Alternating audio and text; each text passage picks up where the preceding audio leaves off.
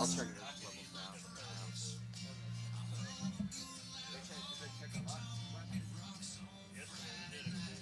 Like I missed like a couple of them, so like they just came out of nowhere. Like it just like went so fast. So like Yeah, that'll be you'll be getting that today. yeah, that's what I told him. I said whenever that happens, make sure to go to me. Okay. So we're gonna do pregame. So you can.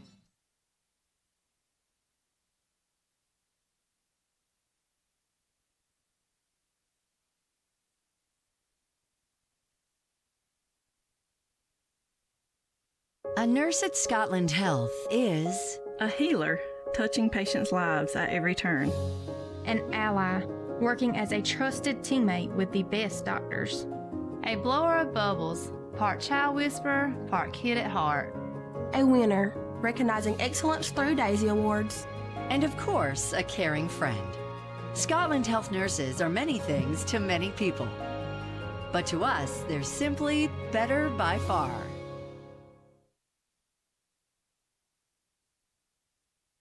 When a hospital invests in technology, skilled hands and keen eyes have new tools for diagnosing.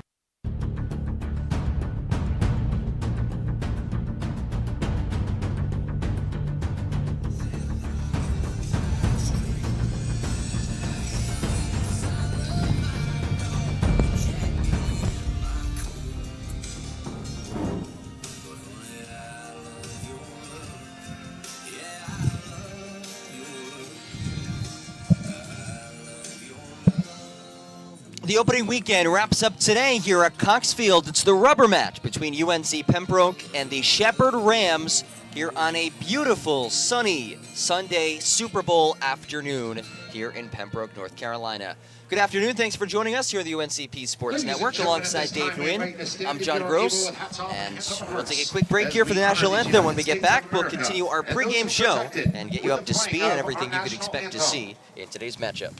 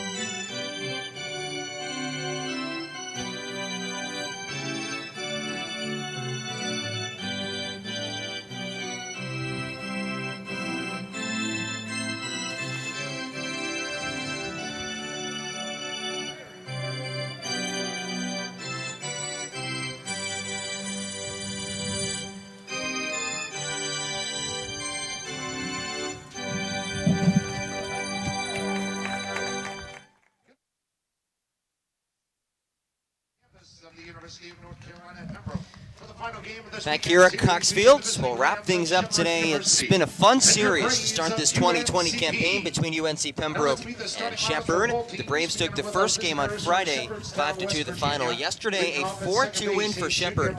And Dave, those two games kind of inverse of each other. You look at the scores, very similar in the way that the games kind of progressed. I think it just came down to which team was able to hit the ball at the right time and which team was able to be aggressive early. It seemed that in game one, the Braves were able to hit the ball and hit timely hitting, especially with Ethan Balkin at the top of your lineup, and obviously Bobby Dixon, his 3-run home run in game one was the difference. And then in yesterday's game, pitching wasn't quite there for UNCP. Got to tip your hat to Shepherd for getting on the board early. And although a late rally, making a 2-run game in the 9th, Shepherd got to tip your hat to them at the end of the game in game number 2 yesterday. UNCP threw out 3 first-year pitchers here with the Braves, a few transfers. But today, a familiar face on the mound for UNCP, Jacob Morrison getting the start. And his numbers on the screen from his redshirt sophomore year last season. Some pretty good stuff there, especially that strikeout to walk ratio. Absolutely. That's what you want in a starting pitcher, more strikes than walks, and obviously you want to put the ball in play as well. Quality pitching more than the quantity of pitches, and if Morrison can hit the zone and time his pitches in location, should be a good day for the Braves, at least on the mound. And it'll be his first career start, and as we talked about throughout this weekend, Coach O'Neill has 2 returning starting pitchers, but he's kind of revamped this entire starting pitching staff. And got some solid production out of yesterday's starter, Jalen Scott, at 9 strikeouts. Didn't give up a handful of runs. But, you know, I think if you're UNCP, this is a program that historically has been dominant in the batter's box. And if your pitching staff can hold an opponent to 4 runs per game, I think this Braves side, at least this coaching staff, would expect them to win 30 or so games this season. Yeah, with an offense that averaged about 8 to 9 runs per game last year, if your pitching just can keep you in the game, allowing at minimum 3 to 4 runs a game with a powerful offensive lineup, you got a chance to win almost every time you step to the plate. As the Braves head out to the fields, again, yesterday just struggled to hit the baseball. They did have a shot at the end of the game where they kind of put together a late rally, mainly Gage Hammond's his solo home run in the top of the 9th inning. Kind of gave them a shot at the end, but it wasn't quite enough. Here's a look at the starting lineup today for the Braves. It's the same as we saw the first 2 days, and again, just swapping out the catcher. Today, Alex Simpson gets the start behind home plate. He started on Friday. Trevor Clemens leads things off in right field. Ethan Buckham bats second and center. Out at left, Gage Hammonds. He hits third. Bobby Dixon cleanup today. At first base is Hunter Granger. Shortstop, Jarrett Mobley. River Ryan plays second. Wellington Guzman at the hot corner. And again, Alex Simpson behind home plate. For the visitors, Nick Chibachi gets the start on the mound. His first action as a Ram at Shepherd, the transfer from UMBC. Bit of a different look. A handful of players making their season debuts today for the Rams, coming off their 4-2 victory yesterday. Easy Goyda got the start yesterday. He gets the start again today at second base and leads things off. Jared Carr having himself a pretty big weekend, which could be expected. The top hitter from last season of the Rams plays out in center. He hits second. Dalton Stewart led off yesterday's game with a solo shot to center. He's in the 3-hole in left field. Joey Goldsmith at third, bats fourth. Joey Schwartz, opposite side of the diamond at first base. He hits fifth. And Damon Nixon batting 6th out in right. Connor Dewey 7th, DHing Andrew Edwards behind home plate 8th. And Trenton Bergreen bats 9th. So that's the starting lineups for today's matchup between UNCP and Shepherd, as we'll wrap things up in this opening weekend series. And Dave, finally, some perfect baseball weather here in North Carolina. Well, I think we're accustomed to baseball starting in April. Yes. Nevertheless, it might be a little bit of an adjustment for us to work games in February. And I guess in North Carolina weather in February, 50 degrees is just fine. I feel bad for you over the weekend, or at least Friday and Saturday. You were telling me it was in the 40s for games 1 and 2? Friday was in the 30s, and you know the irony of the whole situation is that you have a northern team like Shepherd, who comes down south, which in college baseball is very frequent for the first month or so of college baseball. Northern teams will come down south and play. It was the same temperature here in Pembroke as it was in Shepherdtown, West Virginia. Wow. On Friday. Something that we're not accustomed to just yet. So Easy Goyda will get things started for UNCP as Morrison takes the hill. His first appearance of this 2020 season. And a dribbler over to River Ryan at second. Scampers into right field. 1 pitch, 1 base runner for the Rams. Sometimes when you get to the batter's box, if you find your pitch to hit in the first pitch of the game, there's no problem taking a hack at it, and worked out well for man on first base. Yeah, going with a single. We saw that a lot yesterday. Shepherd, very aggressive early in at-bats, swinging the bat. And it worked for them yesterday, especially after their offensive struggles on Friday. Had just 3 hits on Friday and then posted 9 yesterday as the first pitch to Carr is fouled back 0-1.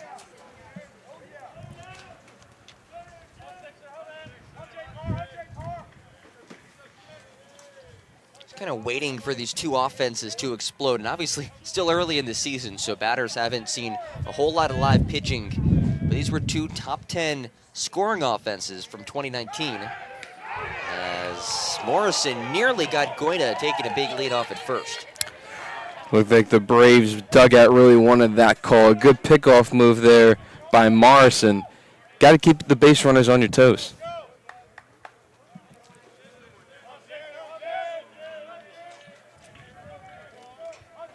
Goida maybe a little bit more conservative of a leadoff at first. As the 0-1 misses inside. So first two pitches inside for Morrison. One of them, the first pitch was foul tipped above the screen. So let's see if pitch number 3, if he wants to jam him inside, or he might want to go away.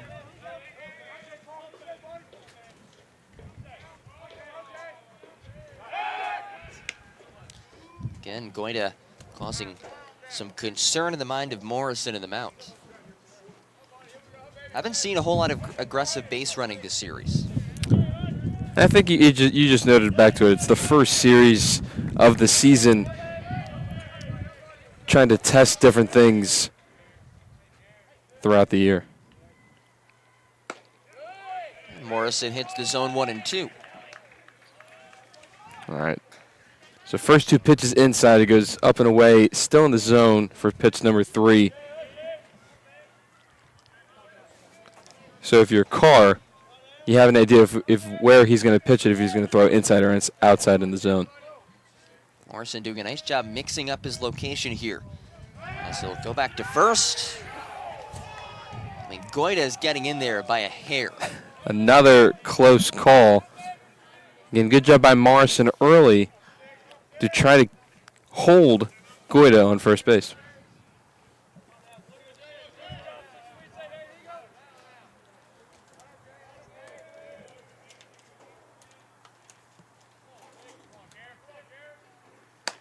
And Morrison strikes out Carr for the first out. It's that high fastball. You and I have been through a lot of baseball broadcasts before, and sometimes you may not understand why a batter wants to swing at the high heat. It maybe just it's because it's coming in so fast, and it looks like a strike right away, and you want to get your barrel on top of the ball, but it gets the batter out almost every time. Especially with 2 strikes, looking to protect. Comes across looking like, hey, that's something I could put in play. But Morrison, again, good location. That brings up Dalton Stewart, who had been batting the leadoff spot in the first 2 games. And again, he led off yesterday. A solo home run to pretty much the deepest part of this ballpark. Actually nearly hit our camera operator, Brandon Hodge. And Brandon today working the behind home plate camera, so we have the netting in front of us, so he's safe today.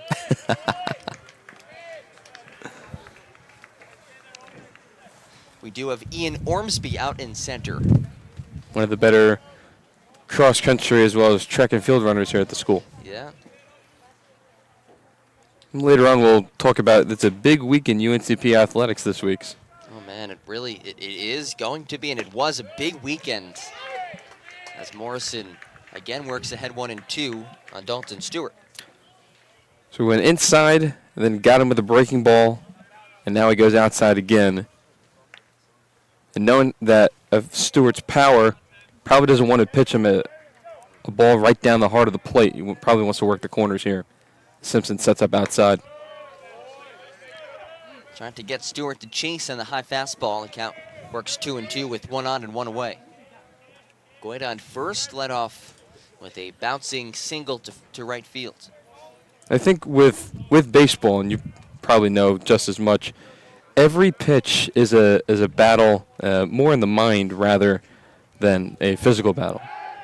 And now a bit of a pickle here. And the tag not applied by Granger, off to Morrison in time for the second out. We've seen Morrison throughout this inning so far, keeping Goida on his toes, and just a really good job of the pickoff move to get Goida out for out number 2. You almost got the sense, Dave, it was bound to happen at some point. He was getting so close third time's the charm. Couldn't have said it better myself. 2 balls, 2 strikes, and 2 outs. So Goida getting a little antsy in the base paths. And probably he's got good speed, and I'm sure that he wanted to get that base, but just got to tip your hat to Morrison right here. 2-2 pitch, tails outside. Good stuff by Alex Simpson. We'll see this rotation at catcher quite a bit this season between him and Garrett Littleton. That's something that head coach Paul O'Neill and I talked about in the beginning of the year. And back-to-back strikeouts for Morrison. We'll talk about that when we get back, because, well, we'll see Trevor Clemens lead things off, and he was directly impacted by the faith in the catching that Paul O'Neill has on his roster. We'll be back in a minute. This is Braves Baseball here on the UNCP Sports Network. When you got a house full of unstable football fans who won't take hungry for an answer, drop a Big Bow box on it. Whether you need an 8, 12, or 20 piece with biscuits, fixins, and tea, at least they'll gnash their teeth on something delicious. It's bow time. The town of Pembroke, incorporated in 1895, is a proud community rich in heritage. Pembroke is a quaint but growing town, regarded as the social, political, cultural, and commercial center for the Lumbee tribe, the largest American Indian tribe east of the Mississippi River, with over. A nurse at Scotland Health is a healer, touching patients' lives at every turn. An ally, working as a trusted teammate with the best doctors.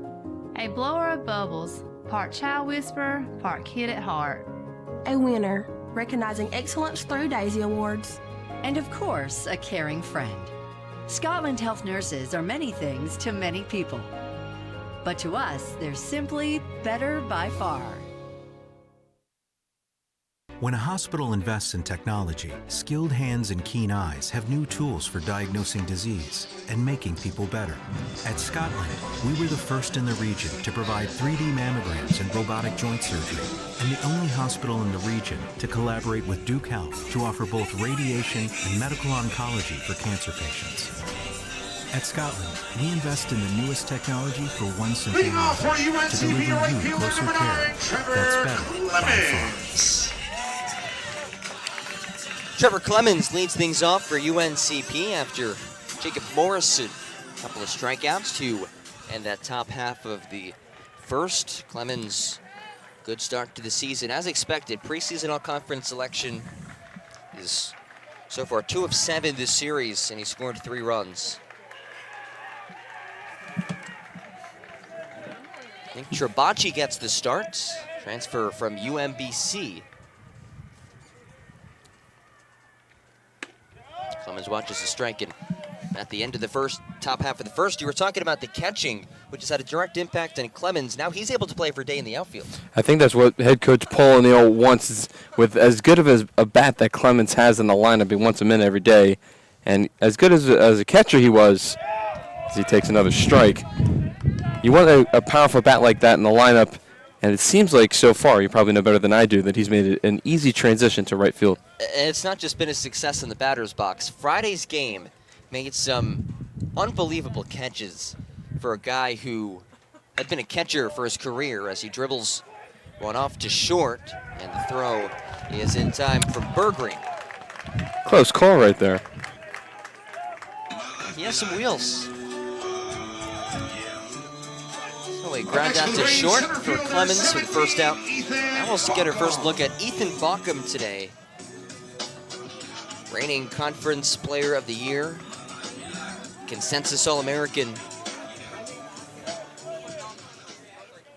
I feel like that's been maybe the change in baseball. You see in the majors, and from watching your Yankees in particular, putting your best hitter at the 2 hole rather than the 3 or the 4. Yeah.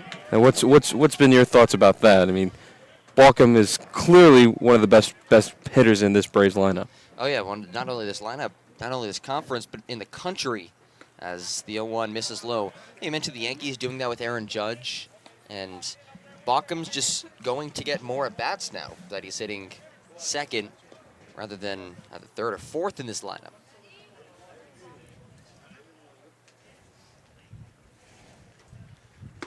One, now 1-2. What do you think about that shift in lineup philosophy? I think it's different than what we were accustomed to growing up.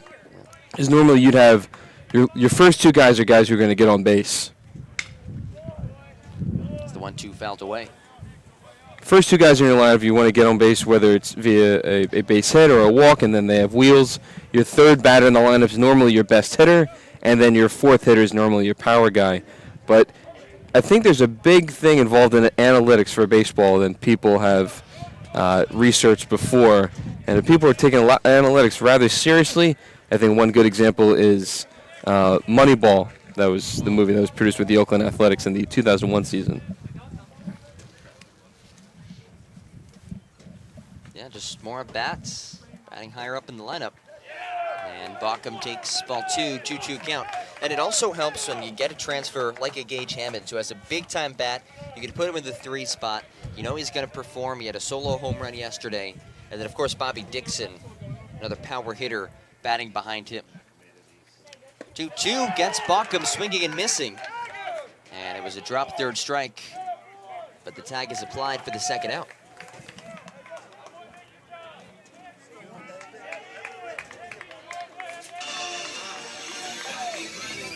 The left fielder, number 8, Gage Hammonds.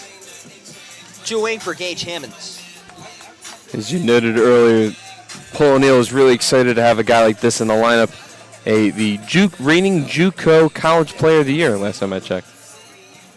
2 away for Hammonds. Transfer from Southeastern Community College. This is a team with a lot of newcomers, 20 new players on this UNCP roster to 17 returners.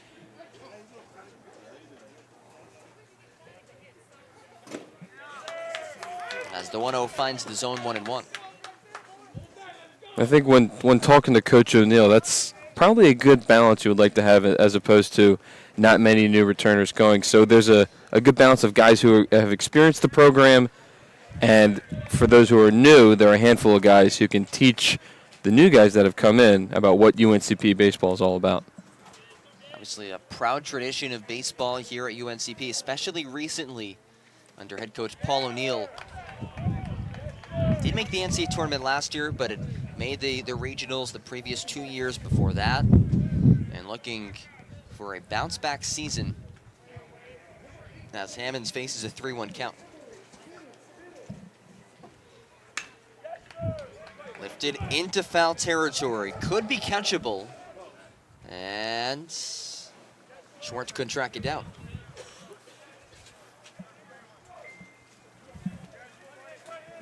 Talking about this lineup, at least in the top 4, you have 2 guys who are known for power. Hammonds is known for power. Bobby Dixon's known for power. So in a way, you have guys in the top 4 of your lineup that can get on base. And probably, hopefully, for Braves fans, you want to see that throughout the game, at least the top 4 getting on base and getting a lot of run production. 3-2, and another strikeout for Chibachi as Hammonds fans on that one. A couple strikeouts, and the Braves go down in order. No runs, no hits, nobody left on base. Sent to the top of the second. This is Braves Baseball, UNCP and Sports Network.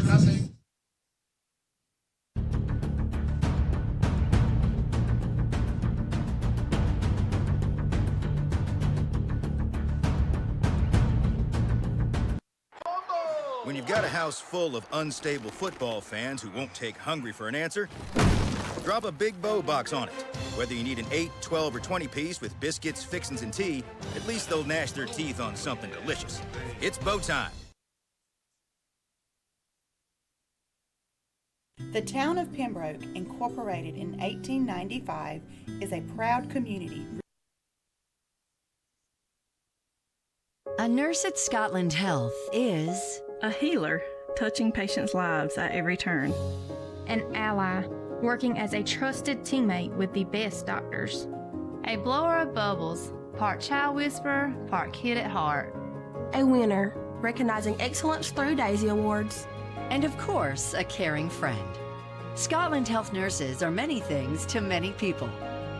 But to us, they're simply better by far.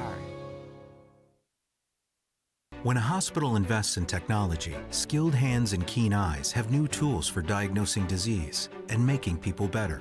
At Scotland, we were the first in the region to provide 3D mammograms and robotic joint surgery, and the only hospital in the region to collaborate with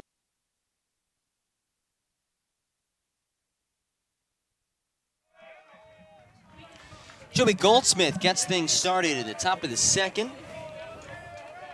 John Gross alongside Dave Dwin wrapping up this opening weekend series on Super Bowl Sunday. By the way, did you see the fact that today is February 2nd, 2020, and I see what you're saying. Go ahead. Palindrome. Yep. So the next time this will happen, where it's the same date, forwards and backwards, anywhere you are in the world, regardless of whether you do month or day first, that one lined into right fields by Goldsmith as he hustles around first into second, and back-to-back innings with a leadoff hit for Shepard. Put the barrel on the ball, dribble it down the right field line, and a good piece of hitting is for the Shepard Rams. Well, they get a runner in scoring position to start things off as Joey Schwartz digs in. Go ahead, you're saying with the palindrome? Yeah, so same date, backwards and forwards. Next time that'll happen is 900 years from now. So enjoy it while it lasts. So, for the audience, it is 0202 2020, forwards and backwards, if you want to write down the correct numerical date. Correct. I've always liked this time of year. Around this weekend in particular, with my birthday being on next Thursday. Birthday's always around the Super Bowl. Now, when you were little, did you think that people were having parties for your birthday around the country? Actually, being from Philadelphia, when the Eagles went to the Super Bowl against the Patriots with T.O., that happened to be I think it was my 11th or 10th birthday at the time. Oh, wow. So my aunt actually hosted a Super Bowl / birthday party with my family. 1-1 count here on Schwartz. I knew there would be a lot of food regardless where I was. And Morrison works ahead 1-2. Second time we've seen in back-to-back innings where he's wanted his batters to chase the high fastball. Maybe something to keep an eye on as Morrison grows throughout the game. New guy to this rotation, Paul O'Neill, tinkering with his options, feels there's a lot of parity on this pitching staff.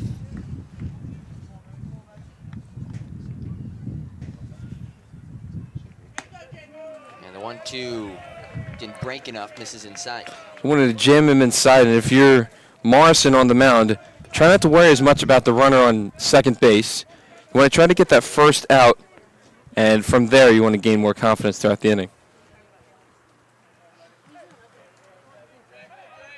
See if we'll go away from the batter and Joey Schwartz here on this pitch. Yeah, Schwartz is 0 for 7 in this opening weekend series, including 5 strikeouts. He did walk twice. The Morrison a strike away from sitting him down for his 6th K of the weekend.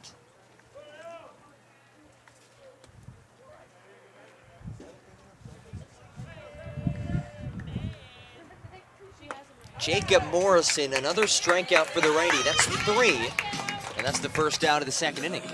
Good pitch to chase him away on the breaking ball. Now that he's got out number 1, just focus on Right fielder, 13, Devon Nixon. Focus on Nixon right here. Try to put maybe the ball in play to hold the runner at second.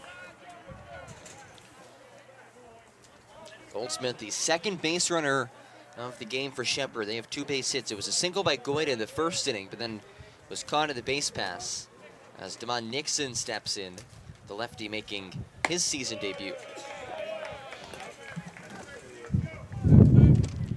The redshirt sophomore from Baltimore, Maryland.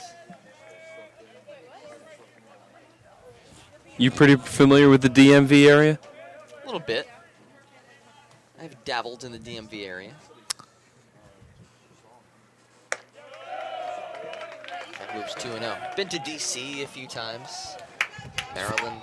I've been to all the DMV states. Yeah, I mean, as far as a sports perspective, the DMV area really known for basketball. We'll say I'm a little more familiar with the Department of Motor Vehicles. Sadly, that's where I spent a part of my Christmas Eve. And nothing better than spending your Christmas Eve at the Trenton, New Jersey Department of Motor Vehicles to get your real ID.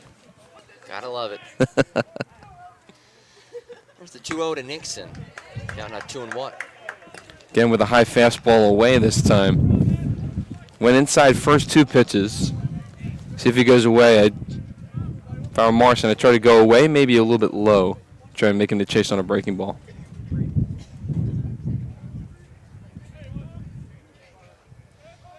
Goldsmith leads off at second. He doubled to start off this inning.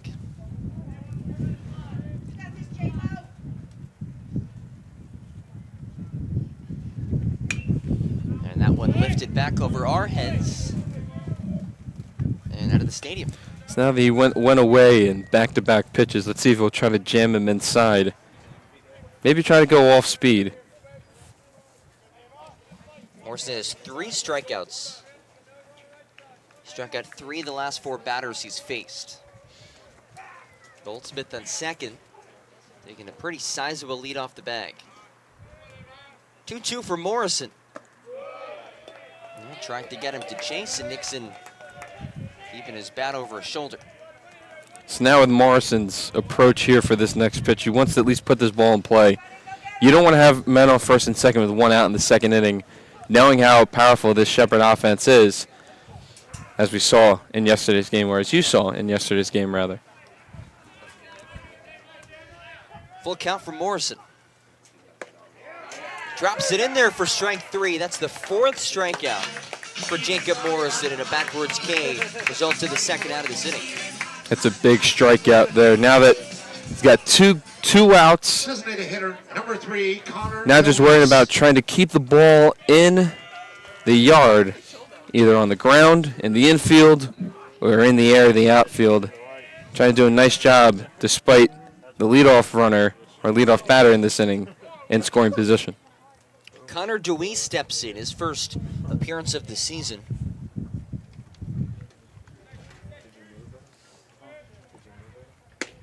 And the righty takes the ball inside. And we're seeing 3 players make their debuts today for Shepherd. Mixed up the lineup a little bit. I think as a coaching staff for both teams, with the first maybe 8 to 10 games, you really want to figure out what your consistent lineup's going to be. Now, when talking to Paul O'Neill, he knew his starting 9 right from the get-go through the amount of efforts that everyone has put in through fall practice and their off-season training. But with putting new guys in the lineup, it'll allow you to establish, all right, where can I put which guys where, and how can they be successful? And he's been consistent with his lineup this opening weekend. The only change has been at the catcher spot. Alex Simpson today, and on Friday, Garrett Littleton yesterday. As Morrison into the zone, count moves to 2-1 with 2 away. I mentioned first 8 to 10 games or so trying to figure things out. Well, for the Braves, first 8 games of the season are at home. It's got to be a little bit of a relief rather than traveling. Count moves even 2-2. All right, so he goes away for a swing and a miss. Got him with a foul ball inside for his first strike. Let's see if Morrison will try to go away again. Back-to-back strikeouts for Jacob Morrison. Has 4 for the game as he looks to finish off Dewey's and the Rams in this top half of the second. Goldsmith leads off at second. Another strikeout. That's 3 straight for Jacob Morrison. In a groove of the mound right now as we'll head to the bottom of the second. No runs, 1 hit, 1 runner left in scoring position for Shepherd. Still scoreless here from Cox Fields. In the inning for Shepherd, no runs, 1 hit. There were no UNCP errors, 1 runner left on base.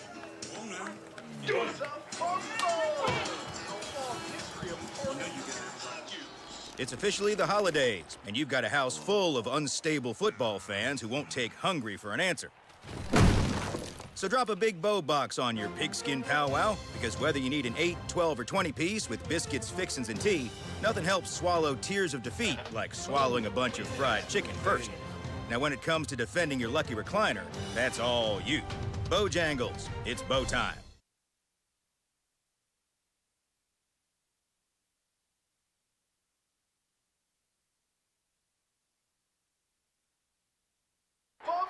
When you've got a house full of unstable football fans who won't take hungry for an answer, drop a big bow box on it.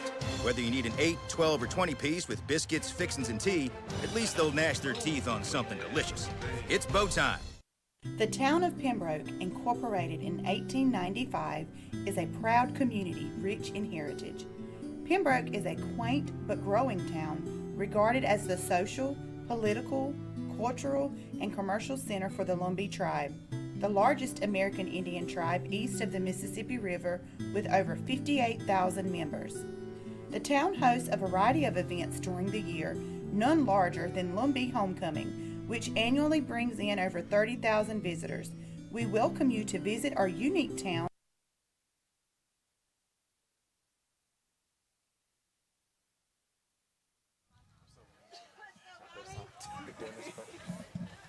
Bottom of the second, Bobby Dixon leads things off. Braves were set down 1-2-3 back in the first, so it's 4-5-6 due up for UNCP. Dixon, Granger, Mobley. The three slated to bat as Dixon lifts it to very shallow left. Goida underneath it, and that is called off by Bergreen. Makes the grab for the first out. Bobby Dixon, you saw his power on Friday with the game-winning 3-run home run. And with working with him for the intro video, you were able to see his power as well as Ethan Balcom. Him and Ethan Balcom were phenomenal in that video. If you haven't seen it, we have it on our social media pages. Playing a game of UNCP. There's a mock of the Cody Bellinger, Christian Yelich MVP video that was released. I think it was around the All-Star game last year. Might have been. That video got some good traction. Here's Granger, who splits the gap into right center. And there's the first base runner of the game for UNCP, as Connor Granger picks up his second hit of the season. So needless to say, the no-hitter for either team is over. So one on for the Braves, with one away for Jarrett Mobley. Shortstop 13, Jarrett Mobley. I don't know if you noticed from highlights last year to this year, but Mobley had long hair last year, and now he's got a haircut, to say the least. I don't know how to describe one's haircut, but significant difference from the flowing gold locks from last year to this year. At the very least, shorter hair that is inside of Selman. Shows butt, lays it down. The bare hand attempt from third. He's safe. Time. Look at that. Sometimes you want to play small ball. It seems that's what the Braves are doing now, putting pressure on Shepard. You got men on first and second, no outs. And now you have the rest of the bottom of the lineup to try to put the ball in play, and more importantly, try to get Granger from second base home. Goldsmith did make a nice play on that, though, with the bare hand. Able to scoop and throw pretty seamlessly, but not in time.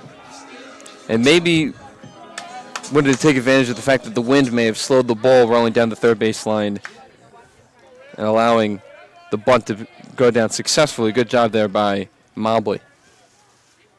And it's an all grass, down the lines here, so that'll slow it down. Then Dirtwood, as the ball gets away from Edwards behind home plate, and the Braves with two in scoring position for River Ryan. Now it seems that right now the Braves have put pressure on Shepard, getting the Granger hit, lead off the inning. Mobley laying down the sack bunt. Now with the pass ball, no outs. If you're the Braves here, you need to really take advantage of this opportunity to get the first run on the board. Ryan's done a little bit of everything in this opening series, which kind of what he does. He's a jack of all trades. They have him as an infielder. He can pitch, he can hit low 90s, was throwing 94 as the closer on Friday's victory. So a some comparisons, or very slight comparisons, of Shohei Ohtani of the Angels. Then. Yes, sir.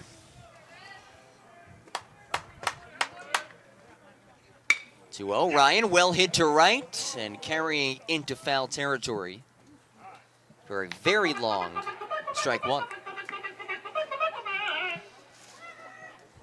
He played last year but could not pitch due to an injury. But Paul O'Neill and company happy to have him back in the rotation, or in the bullpen, I should say.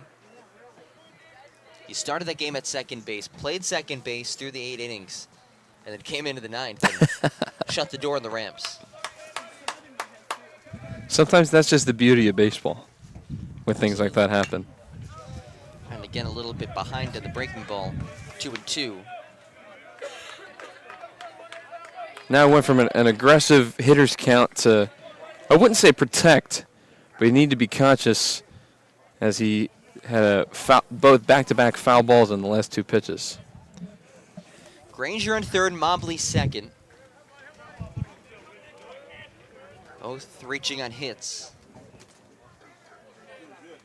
And Ryan at the plate looking to drive them home. The 2-2 is hit well to right. And Nixon makes the catch, tagging from third. Coming home to score is Granger. And UNCP strikes first. It's 1-0 Braves. Got an RBI flyout by River Ryan. That's what you wanted when you get Granger to hit, and then you have Mobley laying down the sac bunt, reaching on a single because the ball never got to first base in time. Paul O'Neill and his club going small ball to get the first run across for the board for the Braves. So 2 out for Wellington Guzman.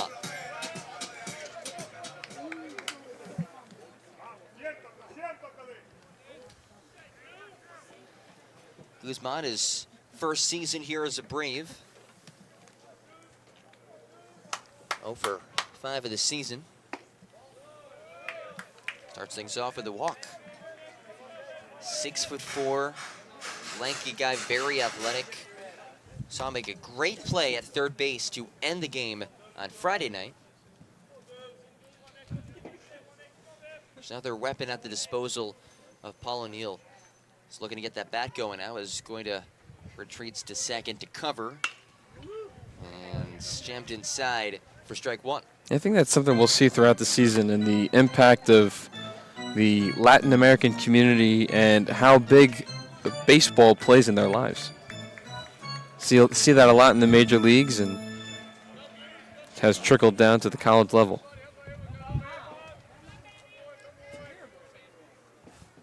1-1 count, 2 outs. Yeah, nearly got away from Edwards.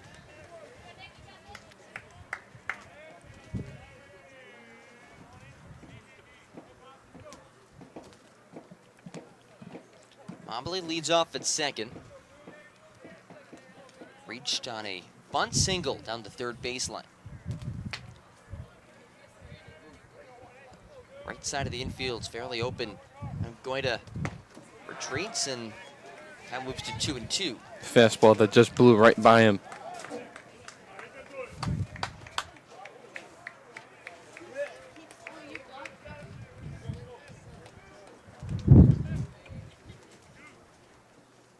Two balls, 2 strikes, 2 outs, a runner on second here in the bottom of the second. Well hit to left field, carrying towards the fence, sending Carr back, and it's off the wall. 1 run home as Guzman trots him to second. An RBI double plates Jared Mobley. Welcome to Pembroke, Wellington Guzman. Found a good pitch to hit right on the barrel, and he gave that ball a ride to left center. And now it brings back the versatility of this lineup. Simpson comes up, and knowing that you have Clemens on deck to keep this rally going.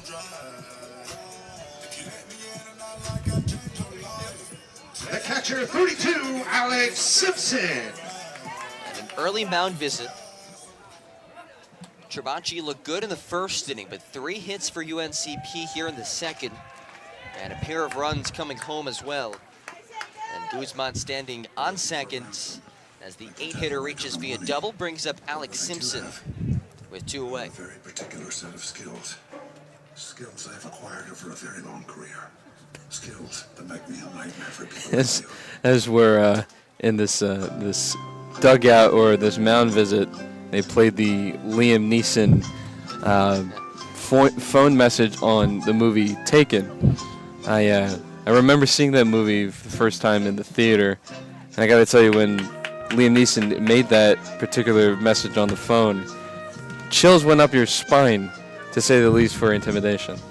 Here's what I will say, and our viewers from yesterday might recall this because Dale Masterson and I spoke about movies, since there were some movie sound effects, and Dave, as you know, there are a lot of movies that I have not seen, and I have not seen Taken, I have not seen Taken 2. Is there a Taken 3? There actually is, yes. There is. I've not seen Taken 3, and I don't necessarily plan on seeing Taken 4 when they probably decide to make that as it gets away, and Guzman easily into third. I don't think there's going to be a Taken 4, but there is a video game Tekken 4. Tekken 4. Tekken is a similar to Street Fighter. Did you play Street Fighter? One of the arcade games, maybe? And we're getting word from our director of fan engagement, Jen Smith, that Taken is a great movie. The first one of the three is the best. Traditionally in a series, the first one is normally the best one. I feel like they all have to be the same storyline, kind of, right? Well, will you see them? Maybe. Maybe. Don't spoil it. Maybe some reviewers haven't seen and might be interested in seeing it now, so I don't want to spoil The it. first two is a similar Okay. plot, similar plot line, but the first one is the best one. Okay. I'll have to check it out. 2-0. Crush to center as Carr sprints back towards the fence. Looking up, and it's out of here! Touch of all, Alex Simpson. An offensive onslaught for the Braves here in the second.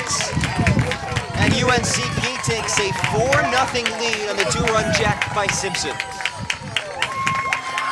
And in a way, it all started with the Granger single to lead off the inning. And then I think what may have turned the momentum here in this bottom half of the second, that Mobley sack bunt, when he was able to reach safely for the bunt single, that has really changed the momentum. Then you have the pass ball to move runners to second and third. Then the sack fly to right. And then the Guzman shot to left center, and now the two-run homer by Simpson. And now you bring back the top of your lineup with a guy like Clemens, as you noted in the top of the broadcast, preseason Peach Belt All-American and one of the top hitters in the conference. 4 hits, 4 runs for UNCP. Chirbachi in the first inning didn't have to worry about any base runners. But in the second, once guys started to reach, maybe that had an impact on things. And a 1-0 to the top of the order in Trevor Clemens. He's 0 for 1 today, hitting .250 in the early portion of the season. So Chirbachi, I believe, was able to jam Clemens inside in his first at-bat. Now he's going away here in the second. And ground out to short for Clemens. This time inside out into left center. Carr just shy of the warning track. Calls it in to end the inning. But UNCP, that's the Braves offense we've learned to know here. Braves taking a 4-0 lead on 4 hits as the offense gets going. Head to the top of the third. UNCP leading 4-0 over Shepherd. This is Braves Baseball on the UNCP Sports Network. When a hospital invests in technology, skilled hands and keen eyes have new tools for diagnosing disease and making people better. At Scotland, we were the first in the region to provide 3D mammograms and robotic joint surgery, and the only hospital in the region to collaborate with Duke Health to offer both radiation and medical oncology for cancer patients. At Scotland, we invest in the newest technology for one simple reason: to deliver you closer care that's better by far.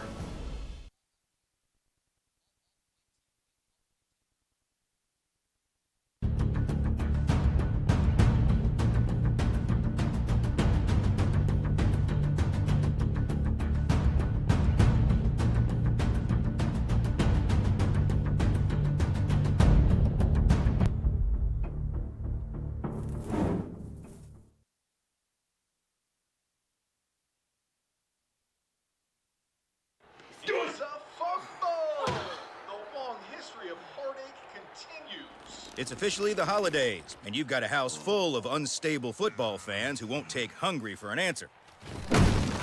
So drop a big bow box on your pigskin powwow, because whether you need an 8, 12, or 20 piece with biscuits, fixins, and tea, nothing helps swallow tears of defeat like swallowing a bunch of fried chicken first. Now when it comes to defending your lucky recliner, that's all you. Bojangles, it's bow time.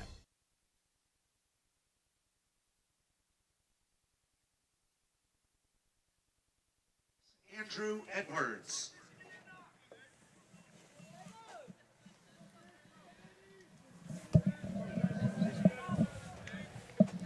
Andrew Edwards will lead things off for Shepherd. Now finds itself in a 4-run hole in the top of the third. First pitch swinging like we've seen for much of these last two games. This will be tough to track down into the sunlight. And it's brought in by River Ryan, who is shielding his face until the last second. Now with Morrison, he had, in a way, a lot of rest in that bottom half of the second. Interesting to see how he'll come out here in the top of the third. The positive about all this is that Morrison has a lot of run support to work with, so he can now just continue to focus on his game plan throughout this game and just hit the corners when necessary and not really worry about a whole lot. There's the 9-hitter Trenton Bergreen.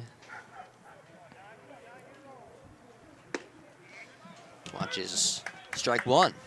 Morrison so far has gone 2 1/3, given up 2 hits, 5 strikeouts.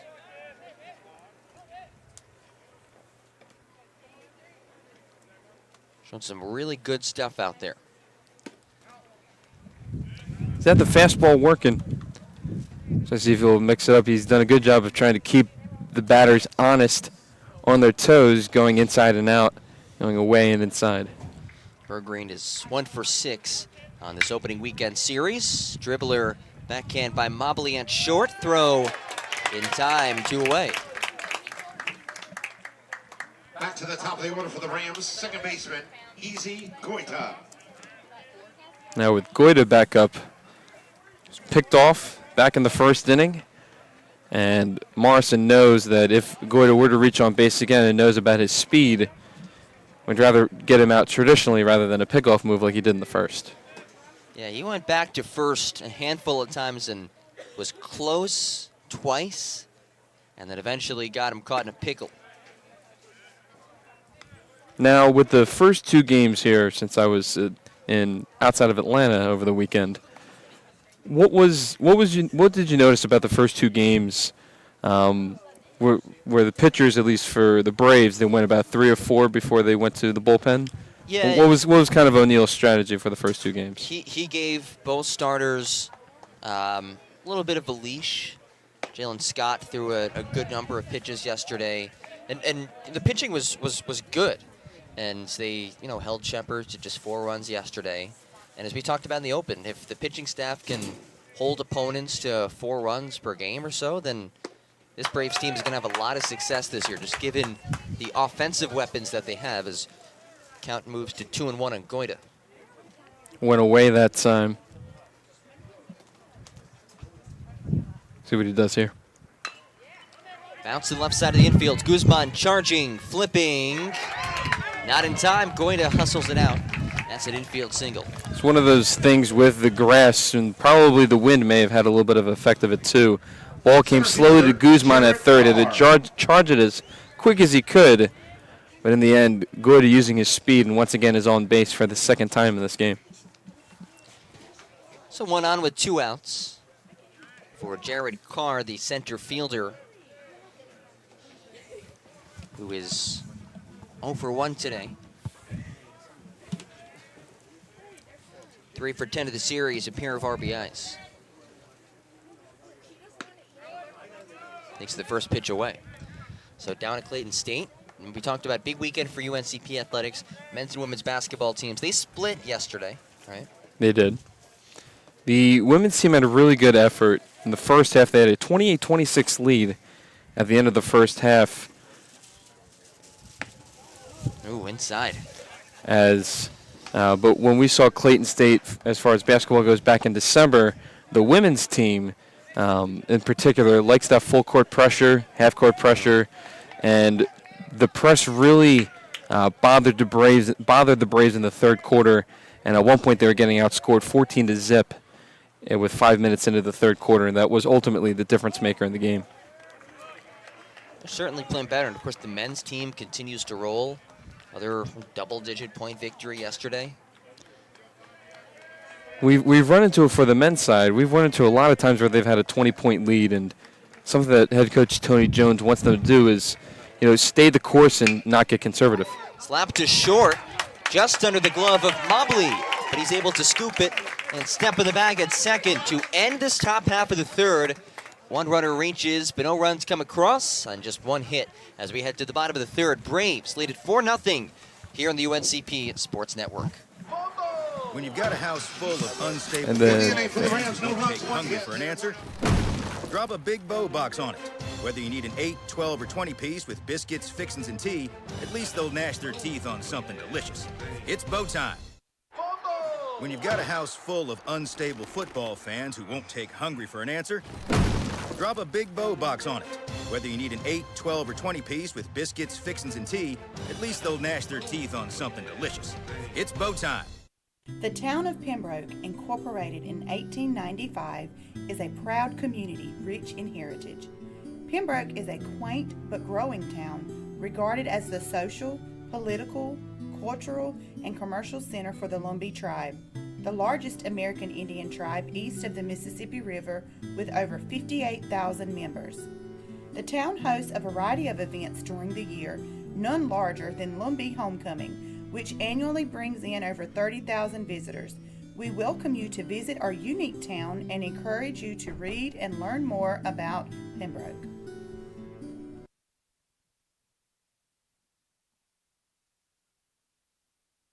A nurse at Scotland Health is a healer, touching patients' lives at every turn. An ally, working as a trusted teammate with the best doctors.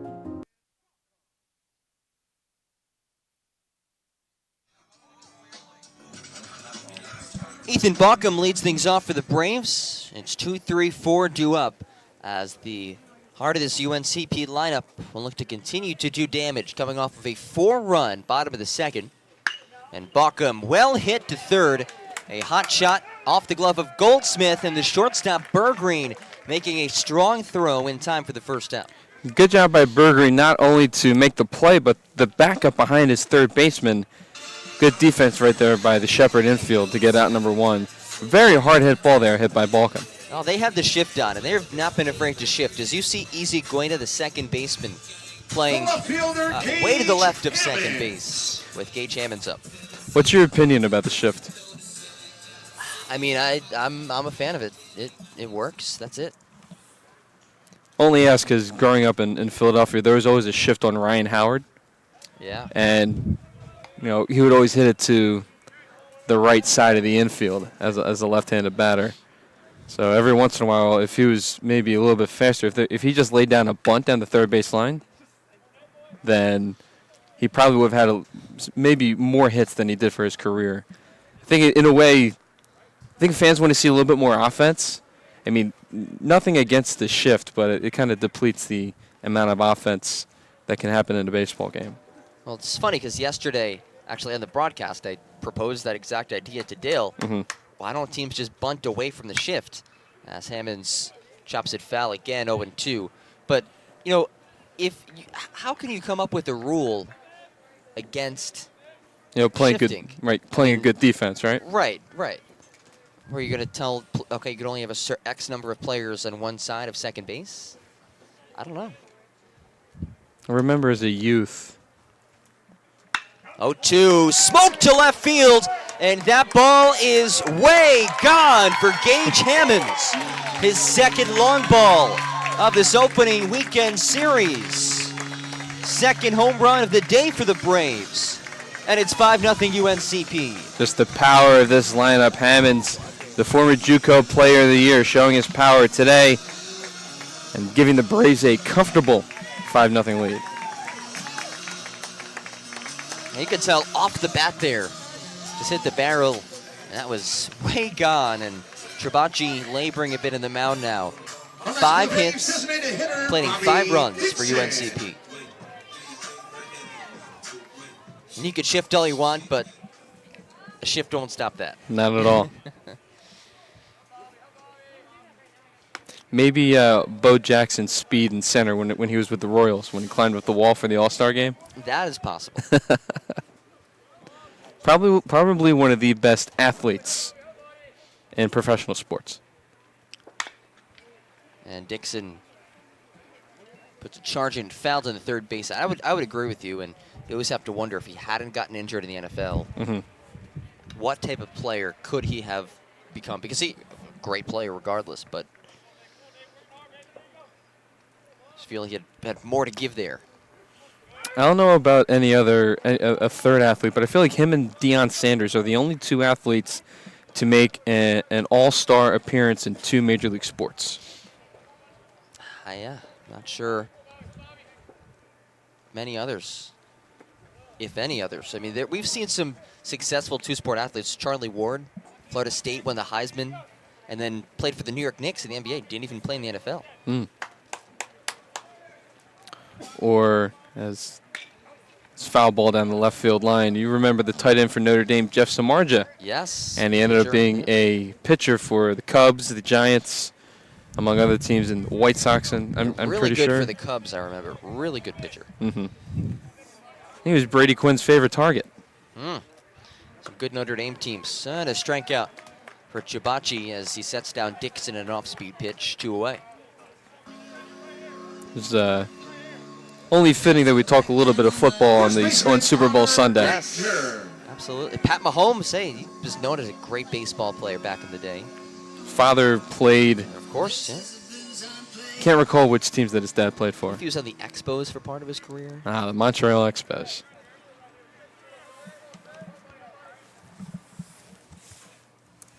So 2 away here in the bottom of the third as Connor Granger steps into the box. Remember, back in the bottom of the second, Granger was able to get things started in the run production for the Braves with his single to right field. Rolls it off to short. Again, the shift played it perfectly. Bergreen taking Shorts off the bag, but he's still able to apply the tag, and that ends the third inning. A third of the way through here from Cox Field, and it's been all UNC Pembroke. 5-0 Braves. No runs, no hits, nobody left on base. This is Braves Baseball on UNCP Sports Network. When a hospital invests in technology, skilled hands and keen eyes have new tools for diagnosing disease and making people better.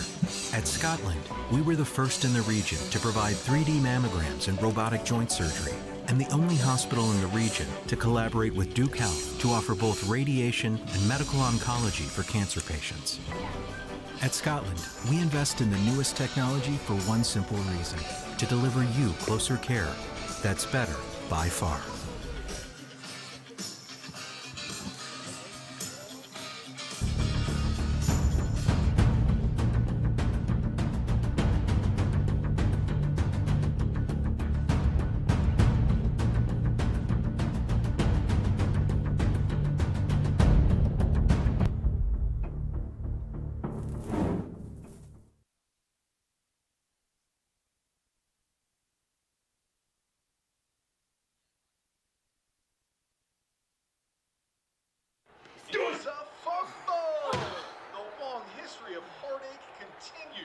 It's officially the holidays, and you've got a house full of unstable football fans who won't take hungry for an answer.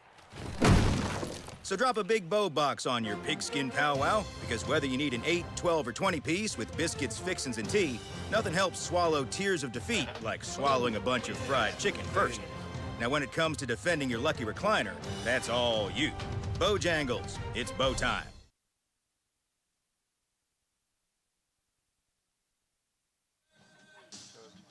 Leading off the fourth inning for the Rams. Top of the fourth, 3-4-5 up Dalton Stewart. Looking to spark something for Shepherd. Finding themselves in their largest deficit of the weekend. As Jacob Morrison, who's been locked and loaded to start things off today, misses low for a ball. Now, Morrison pitched on Friday, you said? No, he did not pitch Friday. Okay. This is inside. We saw 3 pitchers Friday, 3 pitchers yesterday. So this is Morrison's first appearance of the series. Okay. Correct. Done a very nice job so far. 2-0. Bouncer up the middle into center. Fourth base hit of the game for Shepherd. Dalton Stewart putting him together a nice little opening series this weekend. The leadoff home run yesterday was shifted from the leadoff spot to the 3-hole. And maybe that hit could get the Shepherd offense working a little bit. One on for Joey Goldsmith. First base runner he's seen in 2 innings. Try to keep him honest as the infield moves in to try to turn 2.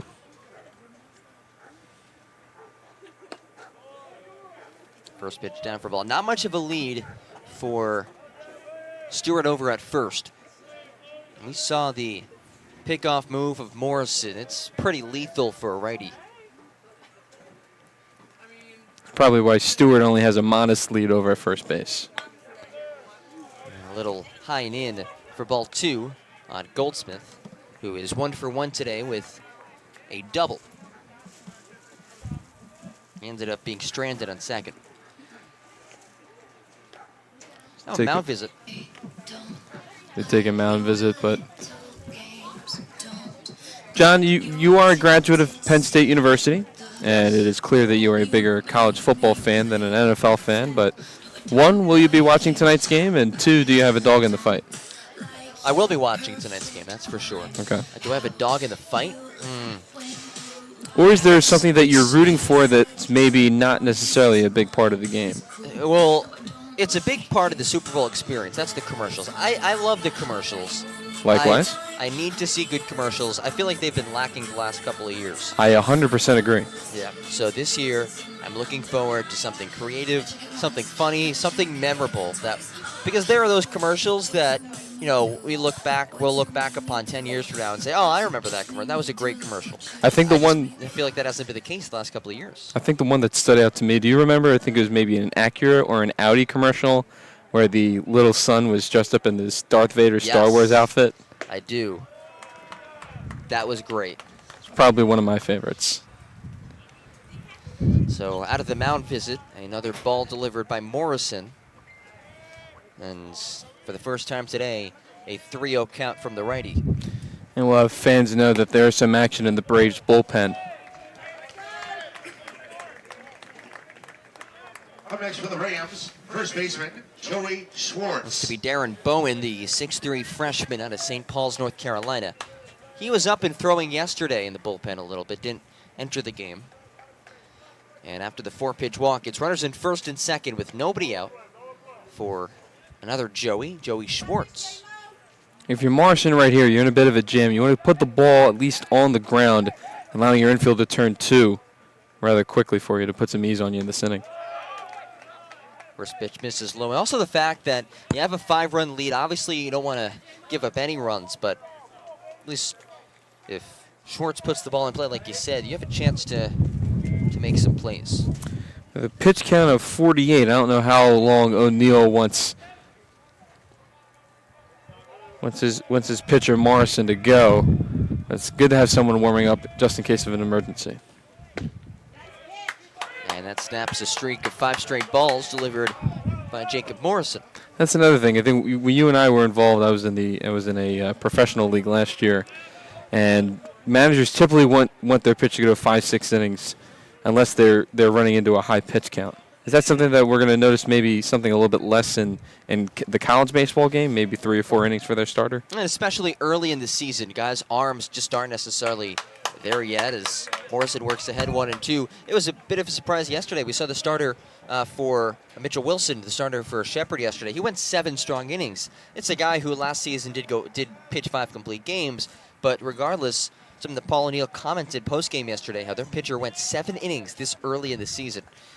So 3, 4, 5 innings, right around maybe what you could expect at this time of the season. As Morrison deals the 1-2, that's a big-time strikeout for the first out of the 4th. He went the fastball away and high, and then he gets him to chase on a breaking ball in the dirt. Good pitch selection there by Morrison to get out number 1. Now with 1 out, another opportunity to turn 2, and more importantly, if they are able to turn 2, they'll be able to get Morrison out of the jam as his pitch count's now at 52. So DeMond Nixon steps in with one away now, up to 6 strikeouts for Jacob Morrison.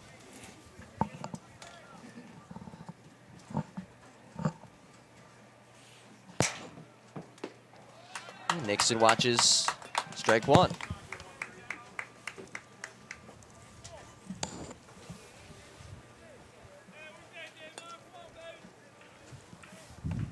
Temperatures now in the low 60s, slight breeze. But this a welcome reprieve from the frigid temperatures of the last 2 days.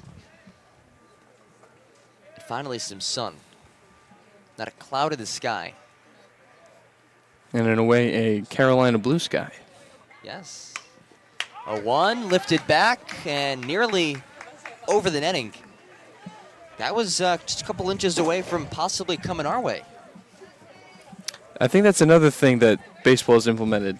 Obviously, we need to be careful and be aware of our surroundings, but are you a fan of the netting going around the infield at Major League Baseball stadiums? 100%. Okay. 100%. Because we've seen so many people get seriously injured by getting hit with the ball. And, well, Morrison brings up Nixon, so back-to-back strikeouts for the righty, up to 7 on the afternoon. Yeah, it's high just, fastball, yep. Yeah, high fastball again. And it's just one of those things that you go to the baseball game to have fun, and you want to limit any chance of getting injured. And okay, maybe might take the possibility of getting a souvenir out of the equation, but you know, it's just not worth it. It's not worth it. Fan safety is important. I think there are some true old school baseball fans that may dislike that, but in regards to fan safety, I think I have to agree with your opinion. Because I'm sure you've been at baseball games before where fans may have not been paying attention all the time. Yep. And, well, fortunately may have gotten hit with a ball. Whether it's a foul ball or a ricochet off the ceiling or the backstops back in the stadiums or the walls of that nature. 2 away for Connor DeWeese with runners in first and second. So Morrison surrendered a pair of base runners with nobody out. And a soft bouncer right back to Morrison, helping out his own cause. And that ends the top half of the 4th. Good response from the righty. As we head to the bottom of the 4th, Braves still comfortably in front, 5-0. 2 base runners stranded at base for the Rams. We'll take a quick break. Bottom of the 4th after this in the UNCP Sports Network. When you've got a house full of unstable football fans who won't take hungry for an answer, drop a Big Bow box on it. Whether you need an 8, 12, or 20 piece with biscuits, fixins, and tea, at least they'll gnash their teeth on something delicious. It's bow time. The town of Pembroke, incorporated in 1895, is a proud community rich in heritage. Pembroke is a quaint but growing town regarded as the social, political, cultural, and commercial center for the Lumbee tribe, the largest American Indian tribe east of the Mississippi River with over 58,000 members. The town hosts a variety of events during the year, none larger than Lumbee Homecoming, which annually brings in over 30,000 visitors. We welcome you to visit our unique town and encourage you to read and learn more about Pembroke.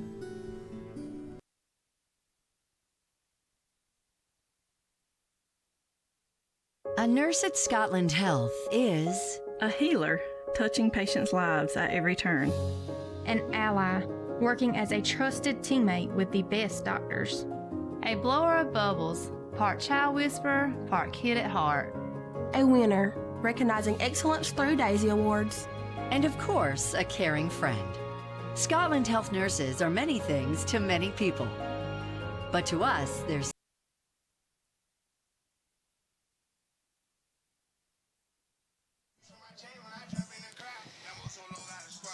Back here at Cox Field, a beautiful spring, well, still technically winter, Sunday afternoon here at Cox Fields. If we were back home, it would definitely feel like winter. That's for sure.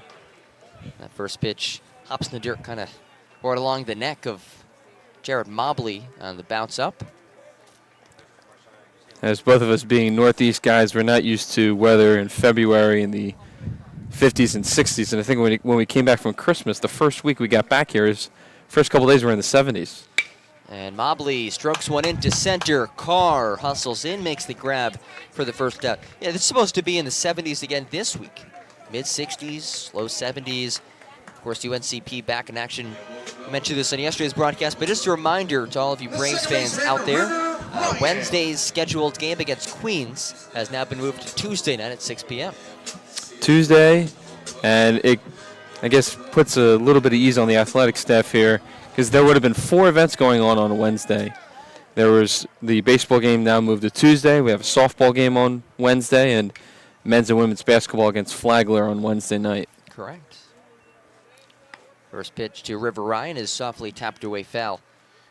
It's crossover season, busiest time of the year. That's right. A great time of the year to be a Braves fan. So much going on. Of course, yesterday the wrestling program, just their first season as an associate member in the Mountain East Conference, with Shepherd now in the PSAC from the Mountain East in baseball.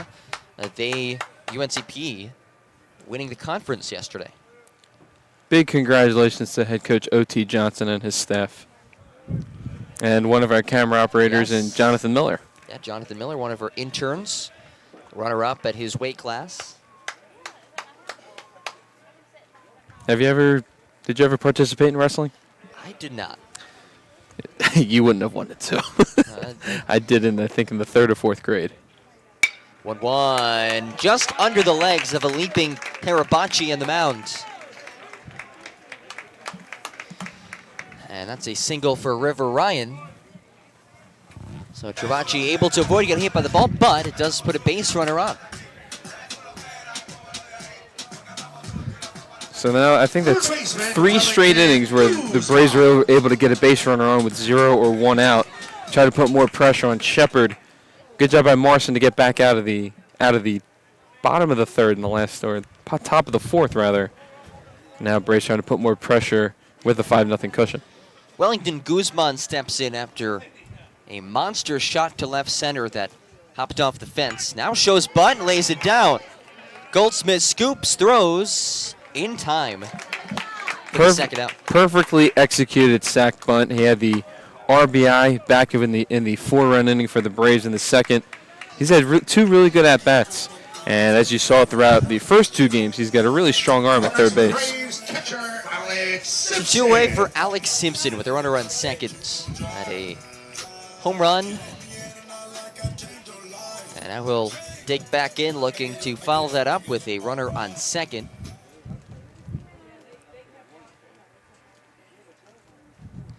Bottom portion of the lineup producing today for the Braves. They lead 5-0 in the bottom of the 4th. Looking to capture the rubber match between these 2 squads. And it gets away from Edwards. Ryan rounding third. He'll stay put. I think that's something that we've seen in baseball that may cause the difference in a win and a loss. It's those errors that kind of hurt you. Not necessarily fielding errors, but pass balls of that nature. Ultimately can be difference makers for a team, whether to win or lose a baseball game.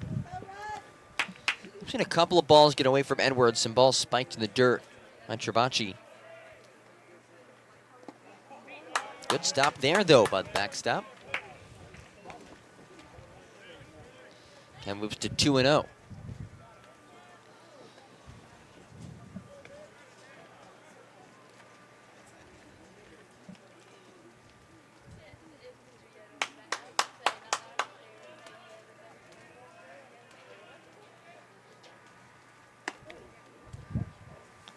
And now 3-0. So Travacci probably want to go inside and away in the dirt, knowing that Simpson hit the 2-run home run off him back in the 2nd. Does not want to give him another pitch to hit. Yeah, this one 3-0, so has to get a strike in there, otherwise he'll walk him, and Simpson will trot that to first. And that sends things from bottom to top. Trevor Clemens stepping in with runners in the corners and 2 away. So with Clemens stepping to the plate, hasn't had a hit or reached base in his first 2 at-bats. Maybe 3rd time is a charm for one of the preseason Peach Belt All-Americans. Yeah, 5-0 lead for the Braves. Preseason All-Conference stepping in. He put up good numbers last year, and now the fact that he can play every day, doesn't have to catch, he's out in right field, and he's made some great defensive plays. I could expect his hitting to continue to impress.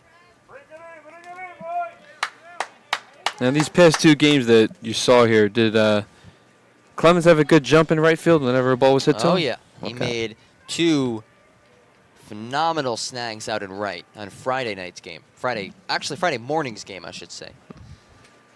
That game was a 10 a.m. start time, and it was a perfect decision to move the game over as it's chopped off to short, and Bergreen taps out of the bag. It ended up raining right as the game was ending on Friday. Well, it's been raining runs today for the Braves. 5-0 lead for UNCP as we head to the top of the 5th. A couple base runners stranded on base. 1 hit, no runs. And again, 2 left on. We'll be back for the top of the 5th. This is Braves Baseball on the UNCP Sports Network. When a hospital invests in technology, skilled hands and keen eyes have new tools for diagnosing disease and making people better. At Scotland, we were the first in the region to provide 3D mammograms and robotic joint surgery, and the only hospital in the region to collaborate with Duke Health to offer both radiation and medical oncology for cancer patients.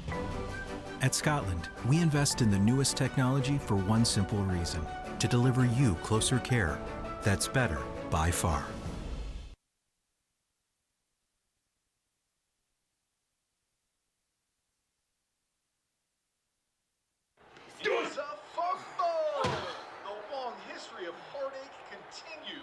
It's officially the holidays, and you've got a house full of unstable football fans who won't take hungry for an answer. So drop a big bow box on your pigskin powwow, because whether you need an 8, 12, or 20 piece with biscuits, fixins, and tea, nothing helps swallow tears of defeat like swallowing a bunch of fried chicken first. Now when it comes to defending your lucky recliner, that's all you. Bojangles, it's bow time. The town of Pembroke, incorporated in 1895, is a proud community rich in heritage. Pembroke is a quaint but growing town, regarded as the social, political, cultural, and commercial center for the Lumbee tribe, the largest American Indian tribe east of the Mississippi River with over 58,000 members. The town hosts a variety of events during the year, none larger than Lumbee Homecoming, which annually brings in over 30,000 visitors. We welcome you to visit our unique town and encourage you to read and learn more about Pembroke. 8-9-1 due up for Shepherd. Andrew Edwards gets us started. He's 0 for 1 today. It's Edwards, Bergreen, and then Goida at the top of this lineup. Goida, by the way, 2 for 2 today, so good production from the leadoff batter today. As Edwards cuts and misses. And the first pitch he sees in the 5th from Jacob Morrison. First appearance this season. 7 strikeouts, just 1 walk, giving up 4 hits. And most importantly, a 0 on the scoreboard for Shepherd. And it seems like he's gotten comfortable as the game has progressed. And a little bit of a choppy first inning, but he was able to settle in. And obviously when you come out back for the top of the 3rd with a 4-run cushion, you're able to get into a groove. His fastball location has been working very well, getting a lot of batters to chase the high fastball away from the zone. Gets ahead 1-2 here. Another strikeout for Morrison, make that 8. And that's the first out of the 5th. Good job locating the fastball away that time. Again, fastball location has been working very well for Morrison today. 1 down for Trenton Bergreen. 0 for 1 on the afternoon.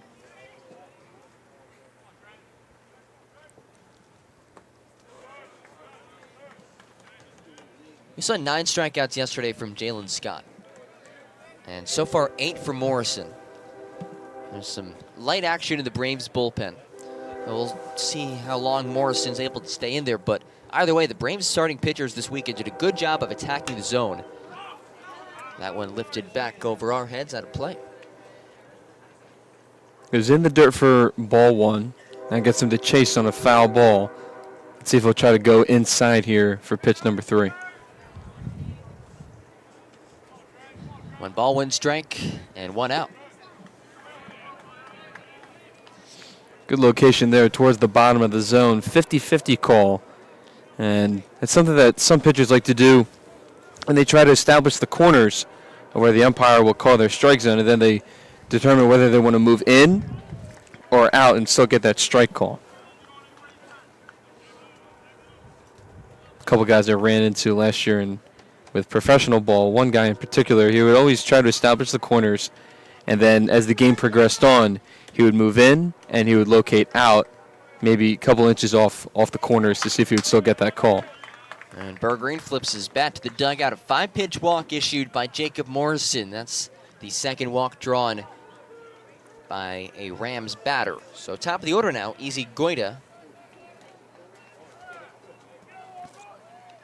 2 for 2 today. Second baseman, Easy Goita.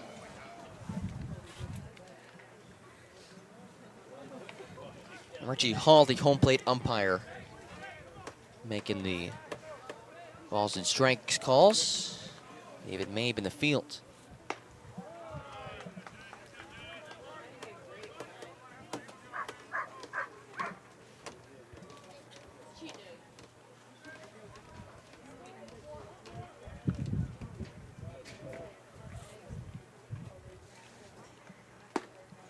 Count even up 1-1.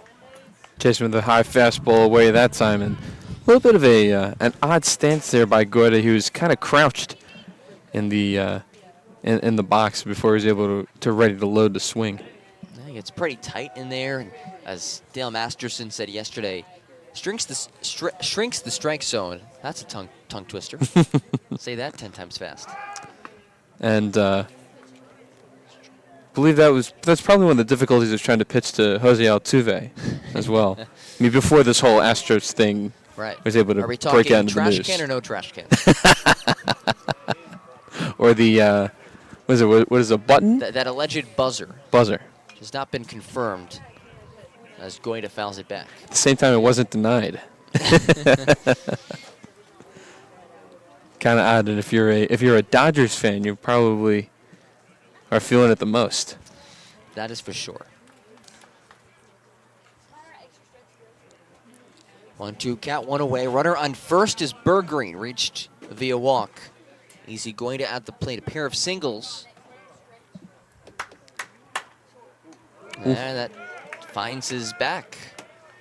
First and second, 1 away. All right, 67 pitches now from Morrison. We still have some more action in the bullpen. And if there were a guy to get on third base, I think it might be a mound visit with head coach Paul O'Neill. Especially with 2 up now and then 3-4 following.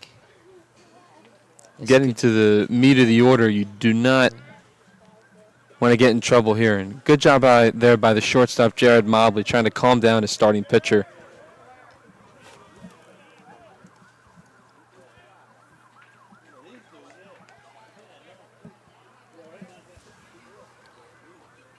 So Carr steps in. Morrison in the mound, first start of the season, obviously first appearance of the season. Mainly a reliever in his UNCP career. A bit of a different role today. As Carr strokes it deep to right center field. Buckham on the run, making the over-the-shoulder snag. And neither base runner is able to tag up. Credit the athleticism and speed by Buckham to track that ball down in right center field. And now with 2 outs, putting it a little bit more ease on Morrison, trying to get out number 3 any way he can, as long as he can keep the ball in the yard.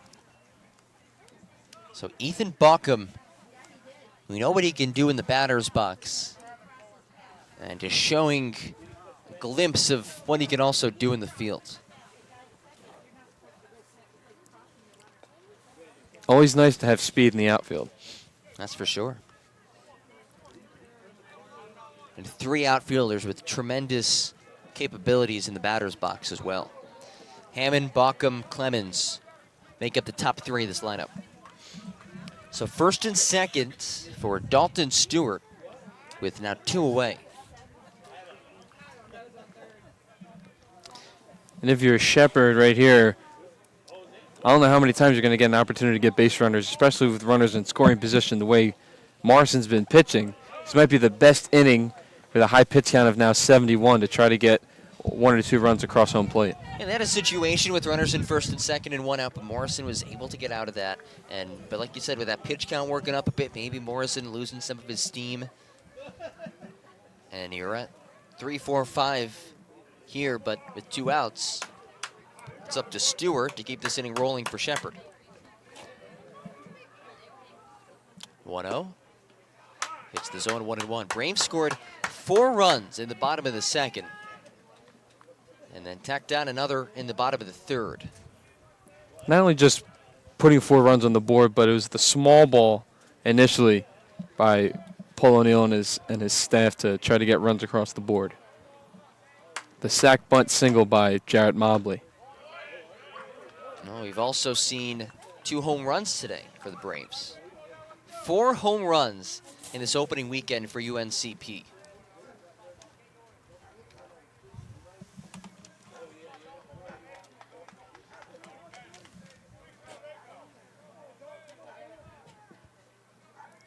Tied for the most home runs last season in the Peach Belt Conference. They had 60 on the year. As Stewart drives it into right center. Buckham hustles to the wall, looking up, and it's gone! 3-run home run for Dalton Stewart. His second long ball of the weekend. And with 1 crack of the barrel, the Rams are right back into this one. Talked about in this inning, Shepherd wanted to get on the board. It's probably a good time right now. One swing of the bat. Joey Goldsmith. Rams capitalize.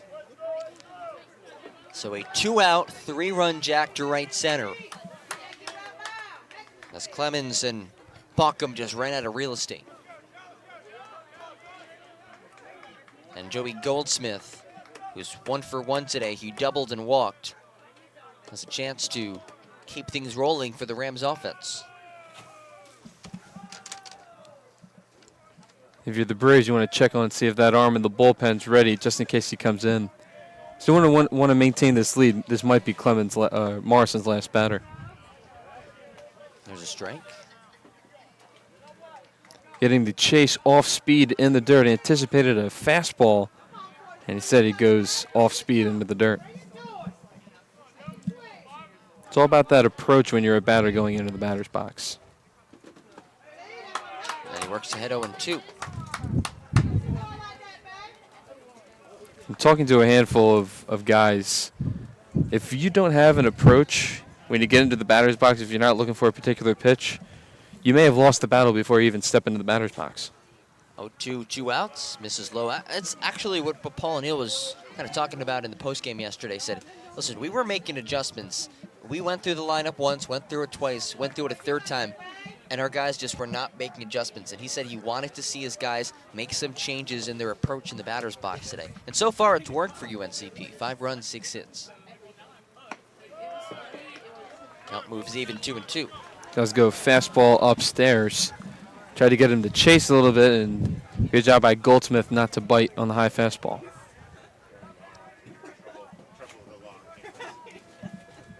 2-2.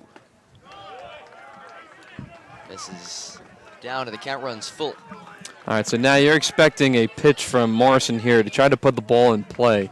You have 2 outs, and you still have a 2-run lead. You just want to try to get out of this inning.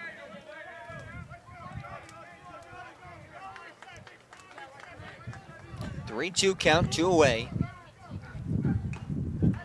Goldsmith stays alive.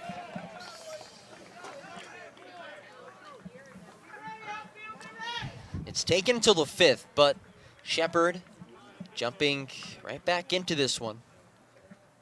Morrison was rolling to the first 4. And surrendering the 2-run blast to Dalton Stewart, the 3-run blast, pardon me, with 2 outs.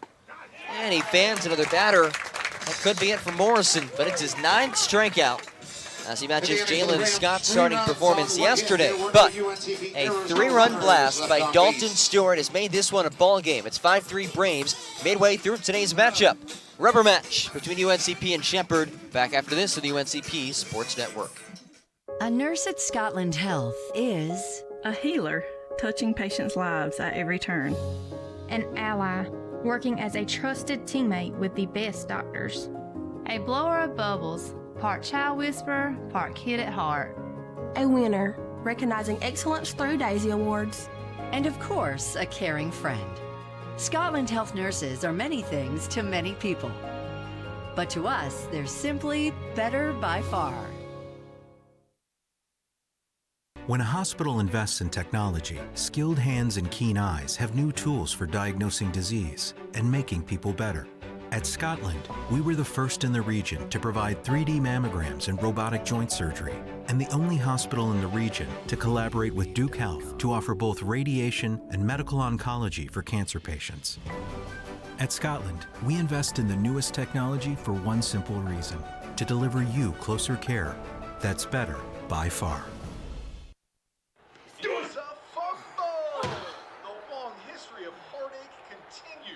It's officially the holidays, and you've got a house full of unstable football fans who won't take hungry for an answer. So drop a big bow box on your pigskin powwow, because whether you need an 8, 12, or 20 piece with biscuits, fixins, and tea, nothing helps swallow tears of defeat like swallowing a bunch of fried chicken first. Now, when it comes to defending your lucky recliner, that's all you. Bojangles, it's bow time. The town of Pembroke, incorporated in 1895, is a proud community rich in heritage.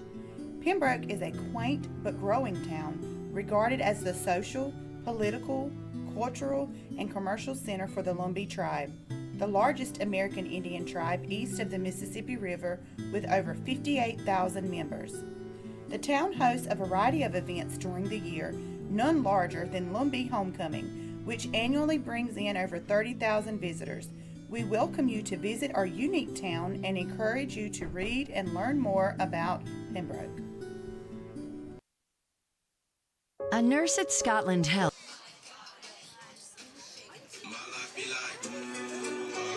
Pitching change for Shepherd. Ryan Marcantel takes down the 6'5 senior out of Webster, New York. Yep, he appeared in 11 games last year with 5 starts, a 4-1 record, and a 5.14 ERA. Couple of saves, 33 strikeouts, and 15 walks in 35 innings pitched. So the big righty will take the mound to get us started here in the bottom of the 5th. And it's Ethan Buckham. A towering fly ball down the right field line. And it drops in there. That's a fair ball. The sunlight assisting the Braves, and Ethan Buckham has a double. Third time's the charm for Balcom. Probably thought it was going to be a routine flyout, but the sun playing a major factor. Shallow right field down the right field line, and Balcom's awarded with the leadoff double. That was difficult for Nixon to track down from right, and the shift was on, which meant there was no second baseman on that right side of the infield. So I guess that's one of the downsides of the shift. If you go the other way with it, it's easier to get a hit out of it. That's right. And I don't know if you're listening to the drop, but it was Homer Simpson. Yep. Perfect sound effect. It's Todd Anderson doing his thing. All right, so if your head coach, Jeff Jefferson's talking to... Assistant coach, excuse me. If you're talking to Hammonds stepping to the plate now, what is your approach right here? Obviously want to put the ball in play with a runner in scoring position with no outs. Probably want to get him to third, but... I don't think you play small ball here. You have Gage Hammonds. You look at right now, first base, Schwartz is playing in, expecting possibly a bunt. But this is a big-time batter in Gage Hammonds. And I'd expect him to attack early in this at-bat. I don't know. I'd probably swing away, too, knowing his power. Oh, but he's showing bunt. Yep. Ooh. Gets him inside. So he pulls back in the bunt. I'll see how Shepherd aligned to the infield. Schwartz remains in at first. The rest of the infield's fairly normal depth. Bauckham leading off a second after the double. 7th hit of the game for the Braves.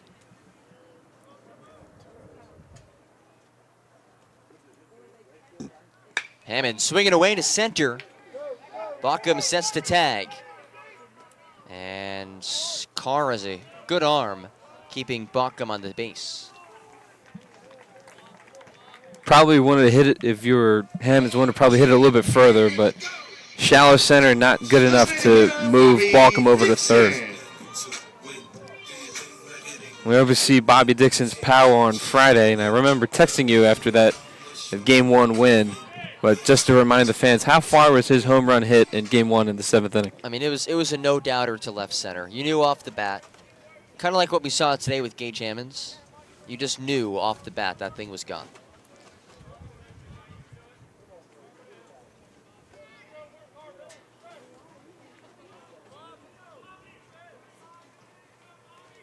Bauckham leads off at second. Shift again on for the visiting Rams. Gets him with a strike inside, about waist high, inside in the zone. Now he knows it. Now Dixon knows at least where his strike zone is on the inside. 0-1's the count from Marketel.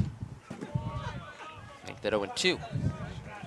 Went away that time, and Bobby couldn't get full barrel of the bat on that one, so now he's got to protect here, 0-2.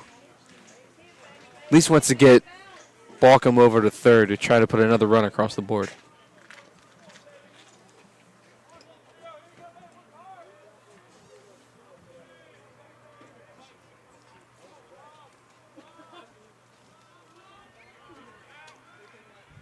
And it'll step off the 0-2. And as a center fielder, pretty sure Bauckham has some decent speed. And if there were a pass ball to occur in this sequence, most likely we'd see him standing up at third. He's 9 of 11 in stolen bases last season. Goita holds him on. Here's the 0-2. And a good breaking ball, fooling Dixon on the inner edge. It's a tough out. Up next for the Braves, first baseman Connor Granger. A two-way for Connor Granger.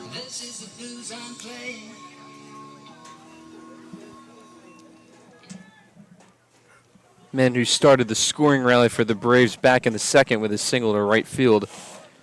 And from highlights last year, he's probably one of the better guys to have a lot of power in this lineup. Two-way to the righty.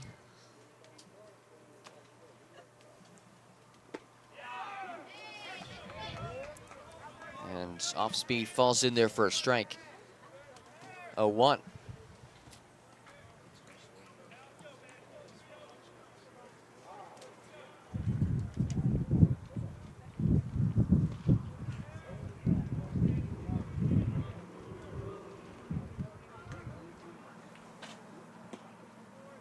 Good stop by Edwards behind the dish. Saw a couple pass balls earlier in this game that allowed the Braves to get those 4 runs that they had back in the second. Good stop right there by the catcher.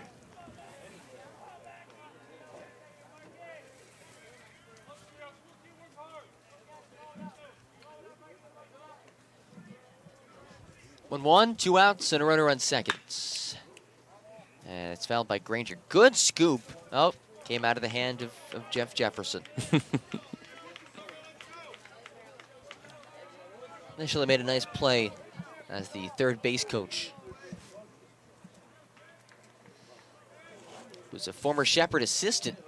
Won a NBC title back in 2014 as an assistant coach with the Rams.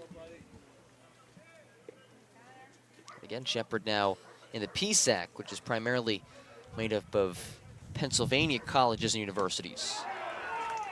Marketel keeping the momentum rolling for Shepherd. Bauckham stranded on second with his double. No runs, 1 hit, 1 runner. Left on base in scoring position. Headed to the top of the 6th. Shepherd trails by 2 here. 5-3 Braves. This is UNCP Baseball, the UNCP Sports Network. When a hospital invests in technology, skilled hands and keen eyes have new tools for diagnosing disease and making people better. At Scotland, we were the first in the region to provide 3D mammograms and robotic joint surgery, and the only hospital in the region to collaborate with Duke Health to offer both radiation and medical oncology for cancer patients. At Scotland, we invest in the newest technology for one simple reason: to deliver you closer care that's better by far.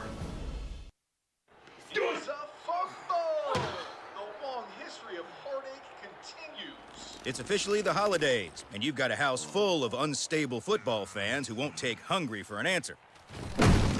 So drop a big bow box on your pigskin powwow, because whether you need an 8, 12, or 20 piece with biscuits, fixins, and tea, nothing helps swallow tears of defeat like swallowing a bunch of fried chicken first.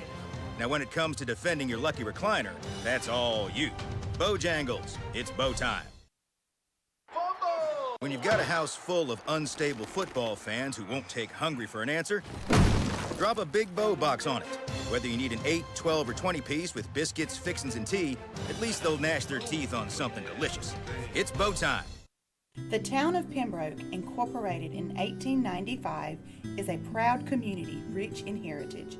Pembroke is a quaint but growing town, regarded as the social, political, cultural, and commercial center for the Lumbee tribe, the largest American Indian tribe east of the Mississippi River with over 58,000 members. The town hosts a variety of events during the year, none larger than Lumbee Homecoming, which annually brings in over 30,000 visitors. We welcome you to visit our unique town and encourage you to read and learn more about Pembroke. A nurse at Scotland Health is a healer.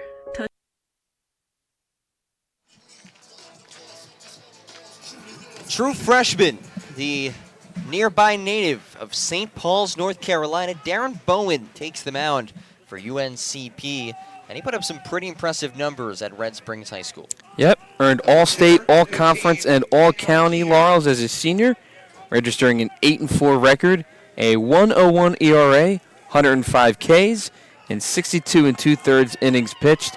Also had 4 complete games and a shutout, limiting his opponents to a 155 average. So the righty coming into a pressure spot. A pinch hitter as Daniel Keir steps into the Bucks.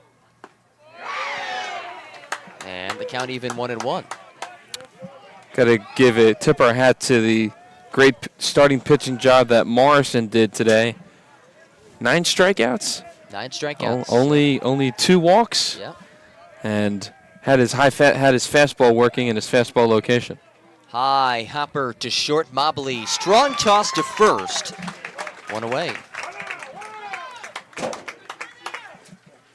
It's one thing to have stellar numbers in high school, but true freshman entering your first appearance in college in the opening series, your blood's got to be pumping and juices are flowing, and it's probably good that Bowen was able to get that first out of the way.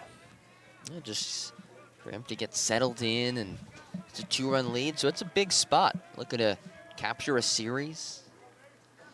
As DeMond Nixon checks the swing, and it rolls foul. Going into one of the 20 new players that we have on this Braves roster, yes, after the veteran Morrison did his job. That puts a little bit of pressure on the Braves bullpen to try to hopefully complete this victory and winning the series. And Morrison, really the lone blemish of his performance today. That one swing by Stewart, but he's had a hot bat this weekend. 2 home runs for Dalton Stewart. And the 0-1, now 0-2. Good stuff early on here from the righty. Powers the fastball right by Nixon. It's always good when you're a pitcher to get ahead 0-2 in the count. Standing tall at 6'3". As the 0-2 delivery home. Just missed. Wanted to chase that high fastball away. Nixon halfway around and doesn't go, says the home plate umpire.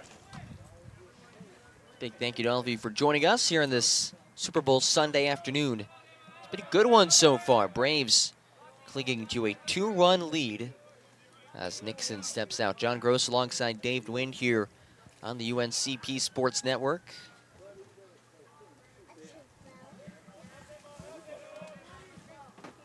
The 1-2, and there's the first career collegiate strikeout for Darren Bowen. Went fastball all the way, all about his location right there in that first at-bat, or this second at-bat, I should say, and got to feel good on the mound trying to get another quick out to try to get the Braves offense back to the plate. 2 away for Connor DeWeese. Bowen looks to set down the side in his first collegiate inning. Good sliding movement on that pitch for strike 1.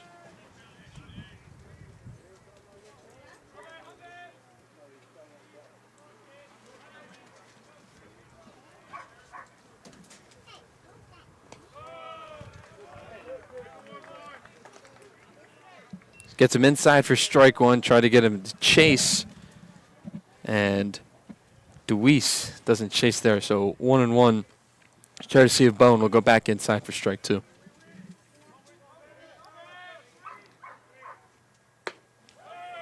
And the 1-1 just misses. He goes inside that time. Good decision, just missing on the inside corner. So now let's see if we'll try to go inside again, or we'll try to make him chase and going away.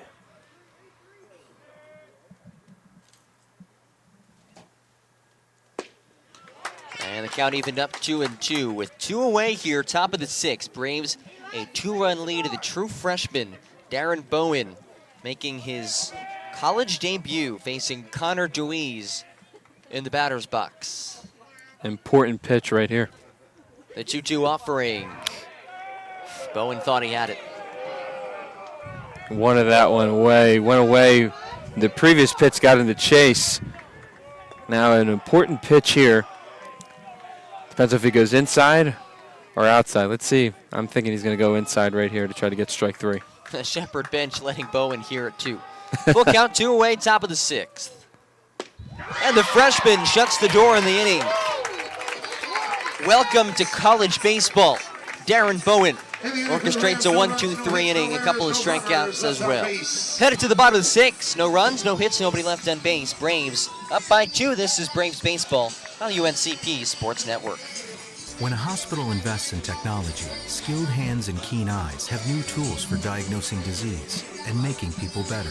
At Scotland, we were the first in the region to provide 3D mammograms and robotic joint surgery, and the only hospital in the region to collaborate with Duke Health to offer both radiation and medical oncology for cancer patients. At Scotland, we invest in the newest technology for one simple reason: to deliver you closer care that's better by far.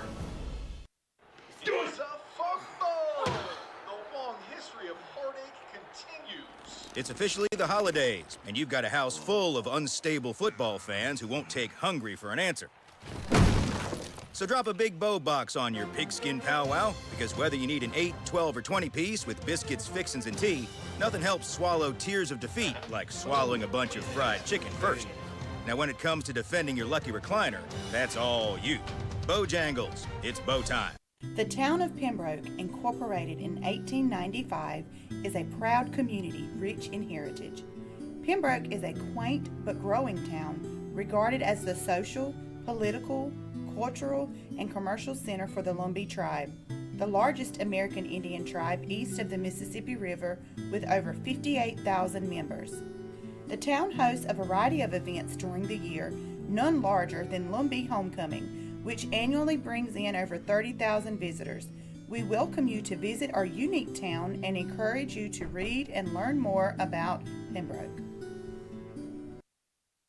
A nurse at Scotland Health is a healer, touching patients' lives at every turn. An ally, working as a trusted teammate with the best doctors. A blower of bubbles, part child whisperer, part kid at heart. A winner, recognizing excellence through Daisy Awards. And of course, a caring friend. Scotland Health nurses are many things to many people.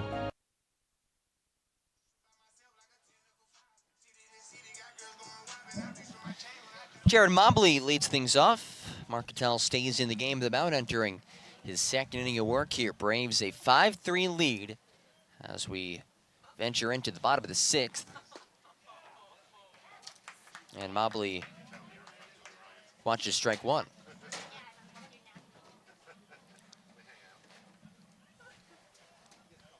Still fairly windy today, wind blowing towards the right field line.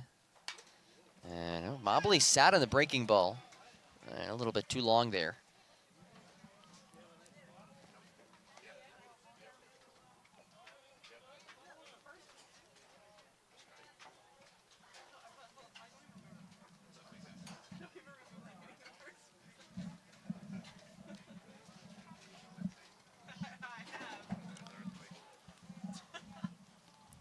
So an 0-2 count. Mobley slapped to the ground to short. Gueda's throw is in time, one away.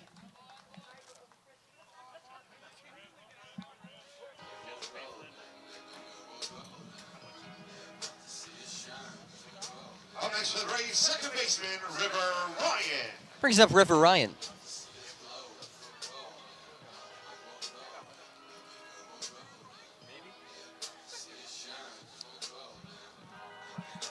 Ryan today 1 for 1. Reached on an RBI sacrifice fly out to right. And also singled. This time gets underneath it to center, taking Carr back to the warning track. Ranging over the shoulder, makes the grab for the second out of the 6th.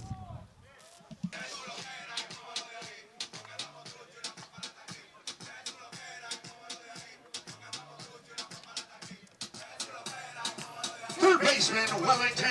So we'll see Wellington Guzman.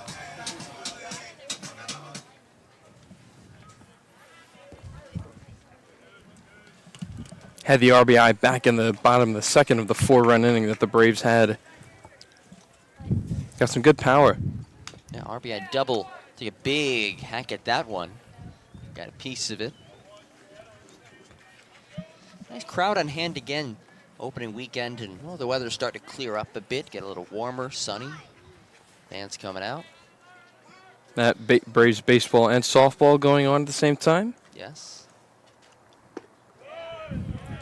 We'll be having that again this week for Braves athletics fans. Tuesday, the game here against Queens. Then Wednesday, softball against Chowan, and then men's and women's basketball against Flagler, also on Wednesday night. The Think Pink game. Here's the 1-1 to Guzman, and again lifted out to left. He's been pulling it quite a bit, and he picks up his second hit of the day. Nice piece of hitting there by Guzman, and Braves with a 2-run lead, probably want to add another one to give them a cushion. 8 hits now for UNCP. And again, the bottom portion of this lineup continuing to produce. Always nice when you can have a guy like Guzman who's able to knock in a couple of hits down to that 8 spot. This is another guy who has made his impact felt in offense today. Alex Simpson, he went yard earlier. Is 1 for 1. He had a 2-run home run back in the second, and then walked in the 4th.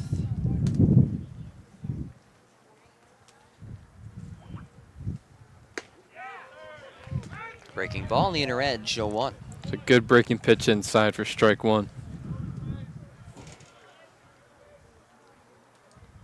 Kind of always been a fan of the catcher position, and normally guys who play that have a nice, tall, stocky build, and when they get a good pitch on a swing, or a swing on a pitch rather, they can carry the ball pretty far. That's what Simpson did back in the second. A 1, roped into center, back-to-back singles for the Braves. Again, maybe another small ball approach with Clemens coming to the plate. Now putting the pressure back on Shepard.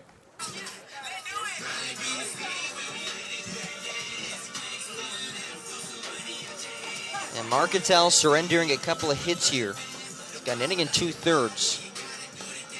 The first 2 outs relatively easy here. And then last 2 batters for the Braves, 8-9 hitters, setting up the top of this lineup well. Guzman on second, single to left, and a line drive up the middle by Alex Simpson puts him on first. Now it's Trevor Clemens. 0 for 3 today. Figure he's just about due. Has put the ball in play. First pitch from Marcantel misses. It's already the highest scoring game of this weekend series. 8 combined runs, surpasses the 7 total runs that we saw scored on Friday.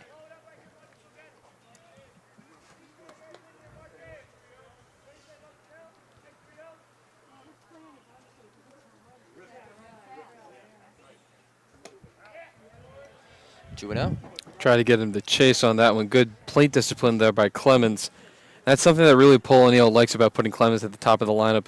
Probably one of the better batters, not only hitting-wise, but probably has the baseball IQ that a lot of players would like to possess.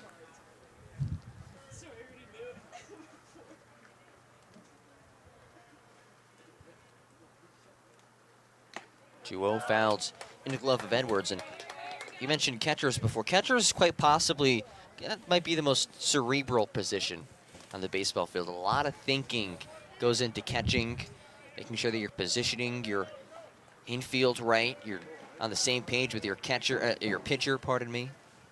A lot goes into catching a baseball, a lot more than just catching and throwing it back to the pitcher. Right, because in a way, you are the captain of the team in the field. Yeah. As Clemens came around and Marcantel pulled the string out from that one.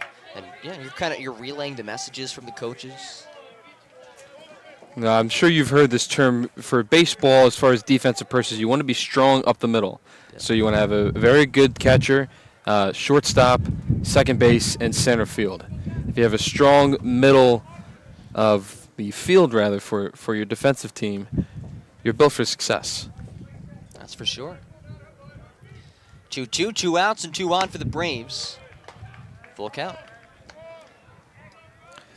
Now, this depends on, that's what O'Neill and the coaching staff will deal with Simpson in the catching rotation. Do you want a guy who's a really good defensive catcher, or do you want someone in there who produces a little bit more offense? That's something that probably we'll see throughout the season. Yeah, he feels comfortable with both Simpson and Garrett Littleton. Full count. Marcantel steps off. The power bat of Ethan Baucom on deck, and no one in the country did a better job of driving in runs last year than he did. Led the nation in RBIs per game.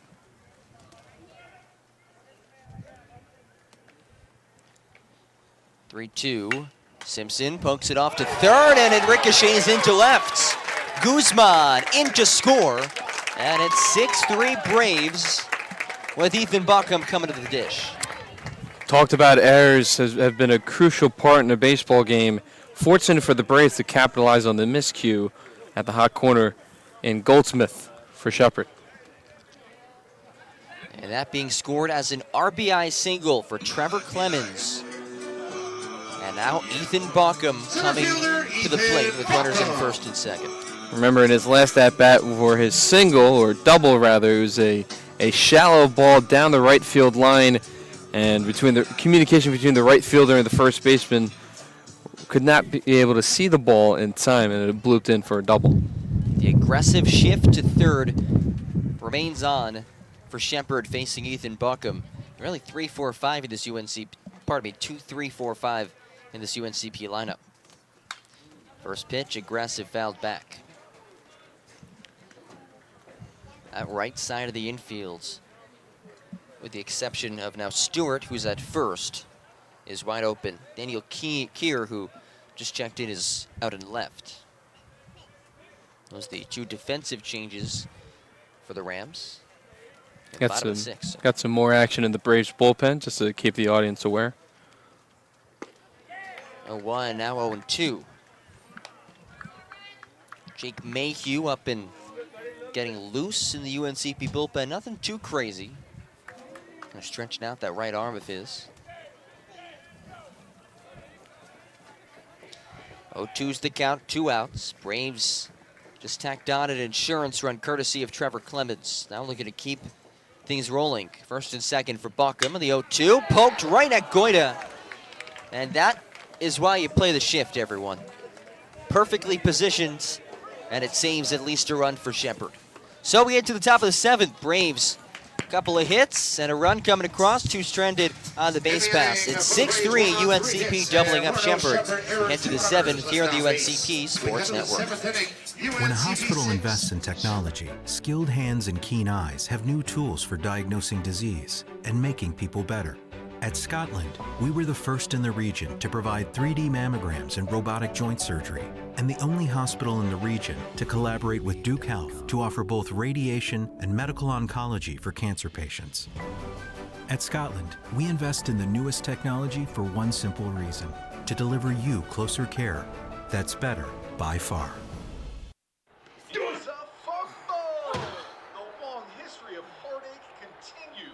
It's officially the holidays, and you've got a house full of unstable football fans who won't take hungry for an answer.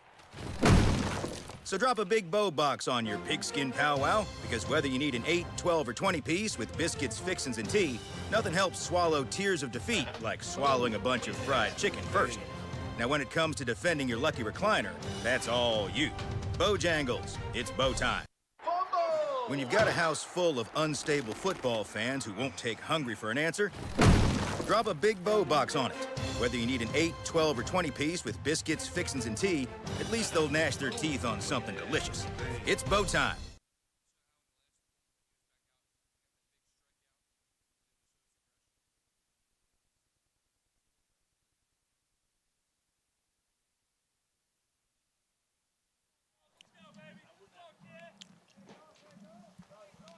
Pitch hitter number 2, Zach Doss. Zach Doss pinch hitting here in the top of the 7th, getting the latter stages of today's matchup. Braves 9 outs away from taking this 3-game series against the Shepherd Rams out of the PSAC. First of 2 weekend series against PSAC opponents for the Braves. They'll take on Lock Haven next weekend. And Doss with a big cut at the first pitch he sees from the freshman righty Bowen. Freshman Bowen came in back in the 6th, had a big strikeout to end the top of the 6th, gave him some confidence. His fastball seems to be cooking right there. He's ahead 0-2. Had 2 strikeouts in the first and faced just 3 batters. And ring him up once more, Darren Bowen. Showing off some stuff here.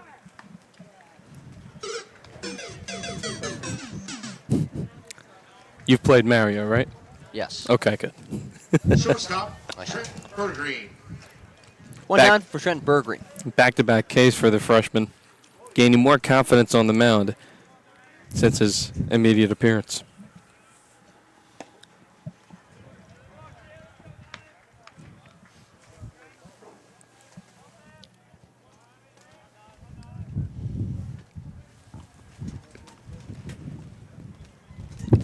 There's the 1-0, missed just inside. Bergreen 0 for 1 today. He did walk and scored. All 3 of the Rams' runs coming via Dalton Stewart, 3-run homer to right center. Bergreen skies one out of play down the right field line.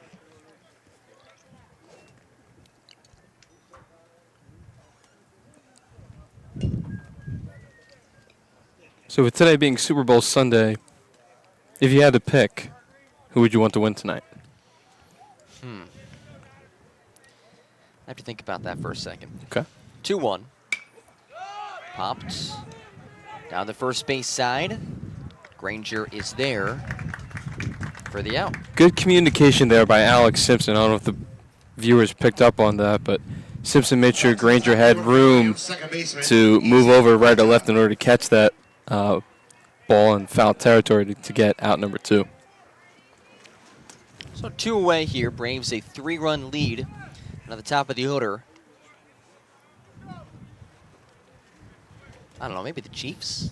I'm going to went fishing for that pitch, 0-1. Seen his speed today. Chiefs appearing in their first Super Bowl since Super Bowl III 50 years ago.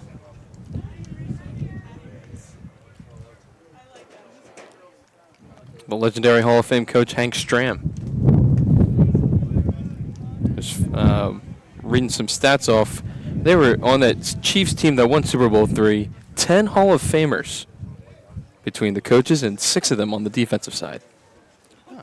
Interesting. 1-1 inside. I thought the Jets won Super Bowl III? 4. Okay, 4 rather. Okay. Yes. The Chiefs were dominant back in the day. Made Super Bowl I, just lost to that great Packers team with Bart Starr and Vince Lombardi. 2-1 to Goida with 2 away. Didn't go.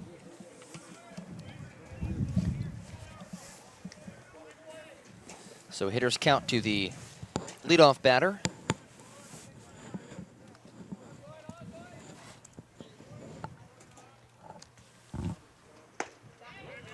Good stuff from Bowen, 3-2.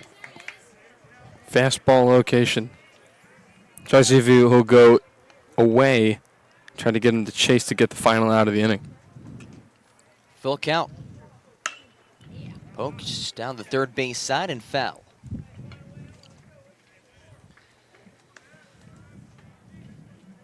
I'll be pulling for the Chiefs tonight as well.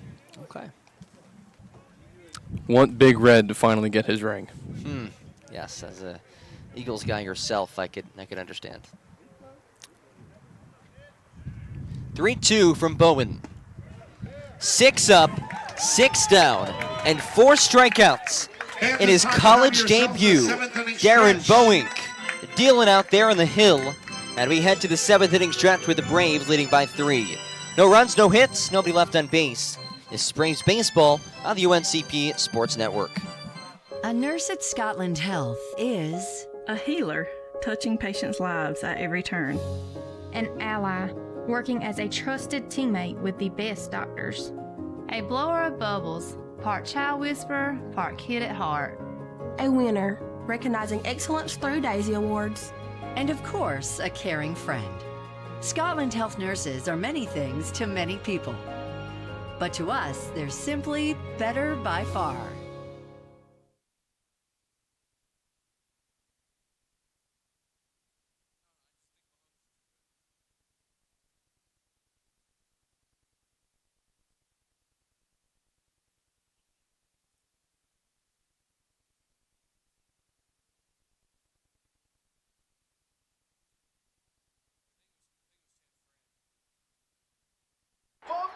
When you've got a house full of unstable football fans who won't take hungry for an answer, drop a Big Bow box on it.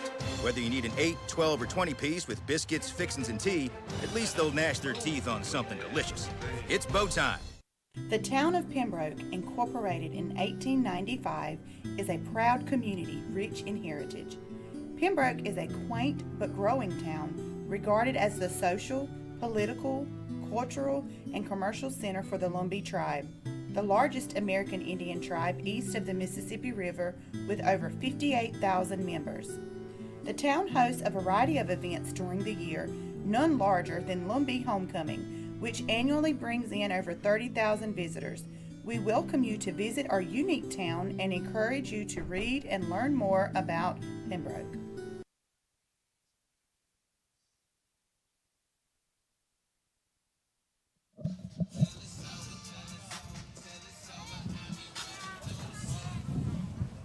Gage Hammonds will lead things off for the Braves. And what an introduction. He has given Braves fans this opening weekend. A couple home runs, but he won today.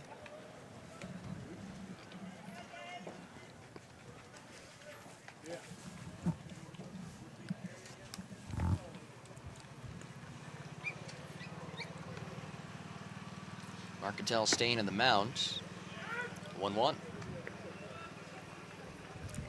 We've seen his power, Bobby Dixon's power, who's on deck, Balcom, Clemens' ability to hit situationally.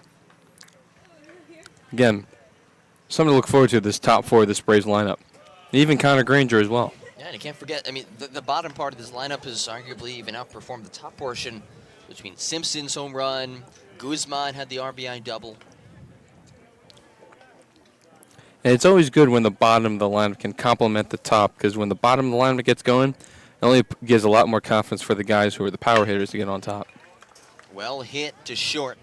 Again, shift played perfectly as Bergreen hits Stewart at first. One down.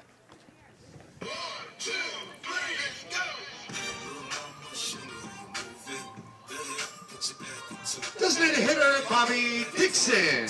After the one hopper to short, Bobby Dixon steps in with one away. Now, in college baseball and sure with your summer league that you've dealt with before, designated hitter for both teams, and I believe the National League's the only league that makes the pitcher bat. What's your opinion on? I think there have been rumblings about moving the designated hitter position to the National League as well. Yes. I mean, I've watched, say, more AL baseball than NL baseball, so I like the DH. I like scoring. And I think that there should be a DH universally across baseball. But I understand people like the uniqueness of the pitcher hitting. Because then you have the pinch hitter involved, a lot more strategy and thinking from a manager's perspective.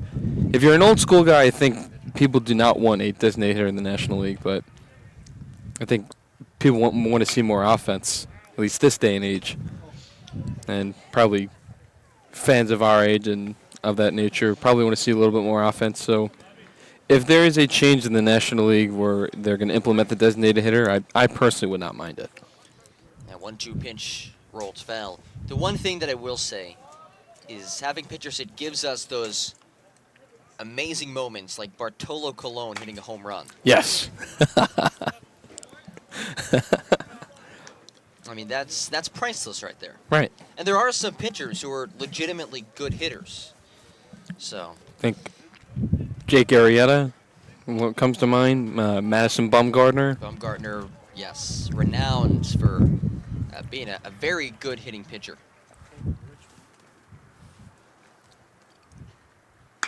1-2. Well, this has some distance to left, and it's foul. Just want to straighten that one out. Wonder, did Dale tell you the story about when he was pitching to Bobby in inter squad? Yeah, and he threw a high fastball, and Bobby took it out of the ballpark. Yeah. High fastball away, and Bobby still swung on it, had some mustard on it. 1-2. Couldn't quite locate the spot of the outside corner. That's a hard pitch to take because it was looking strike all the way until the very last second. Good plate discipline there by Bobby Dixon. Count even 2-2 with one away, and Dixon cranks another foul ball down the left field side.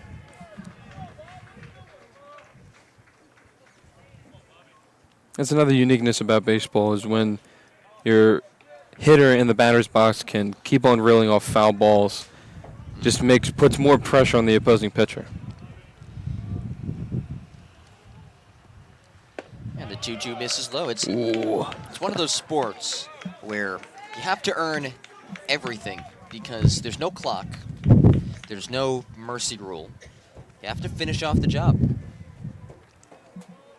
It's something just in all sports, the emphasis on trying to finish a game. Oh, and that Marketel finishes off Dixon for the second out. Second strikeout. Going to be third strikeout. First baseman, Connor Granger.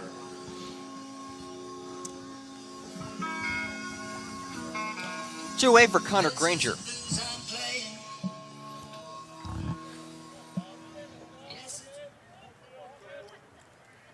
More action in the Braves bullpen as we've gone to the latter part of this game. And Goida remaining on the left side of second base. He has not moved this inning.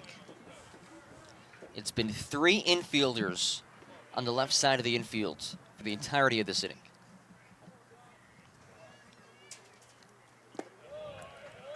Two and 0, and well, talk about the shift, whether it's worth it or not. There have been considerably more plays made into the shift today than plays that were not made because of the shift. It was just the Bauckham hit to right field that kind of dropped in. If there's a second baseman over there, maybe that play's made. I think there was another hard hit ball, whether it was by Bauckham or or Clemens, and it was right at Goida. It just happened to be right behind the second base bag, and Goida's not there in the shift. That's at least a single. Yeah, absolutely. There have been 3 or 4 balls that would have been hits had the infield's been playing at the normal spots. So 3-0, now 3-1 to Granger.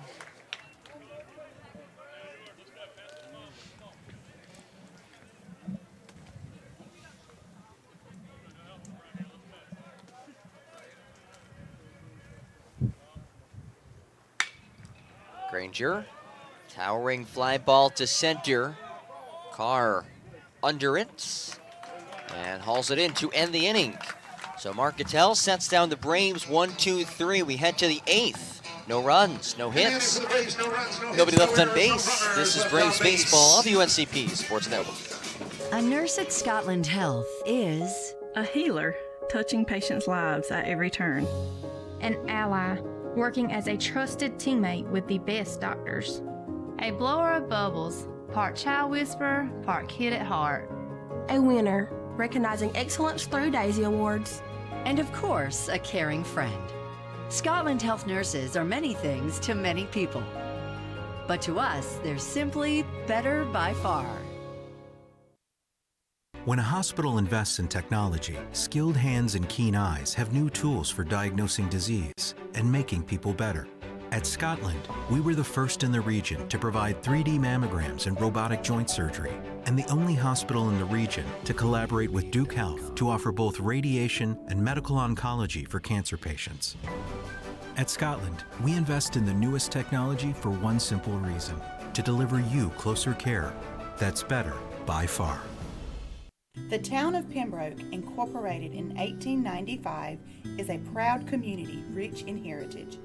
Pembroke is a quaint but growing town, regarded as the social, political, cultural, and commercial center for the Lumbee tribe, the largest American Indian tribe east of the Mississippi River with over 58,000 members.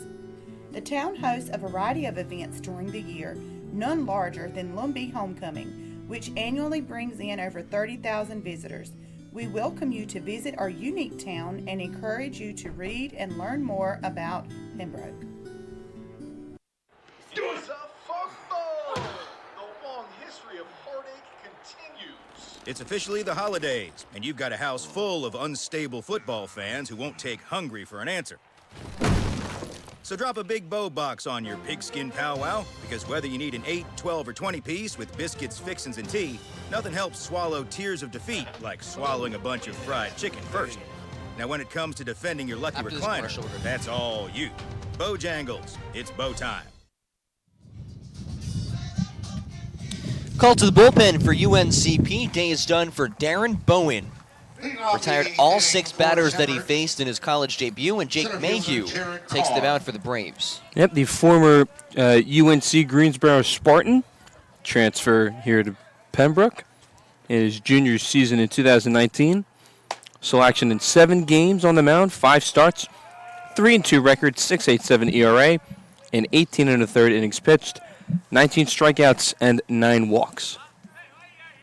They'll face 2-3-4 in the Shepherd lineup. It's Jared Carr teeing things off in the 8th. Braves 6 outs away from victory. They haven't trailed in this one. Scored 4 runs in the 2nd, 1 in the 3rd, and tacked out another in the 6th. All 3 runs for Shepherd coming on that 3-run home run by Dalton Stewart, who is taking some cuts in the on-deck circle. Yep, all started today with 5 solid innings pitched by starter Jacob Morrison. Allowed only 5 hits, 3 earned runs off that 3-run home run. Only allowed 2 extra base hits, 82 pitches, 44 of them for strikes, and 22 foul balls. So a solid performance there, and then Bowen, the 2 scoreless innings, and 4 strikeouts in the 6 batters he faced. Carr, pop fly to center, Bauckham underneath it, wearing those sunglasses, which are much needed today. You can see the reflection off those shades all the way from here.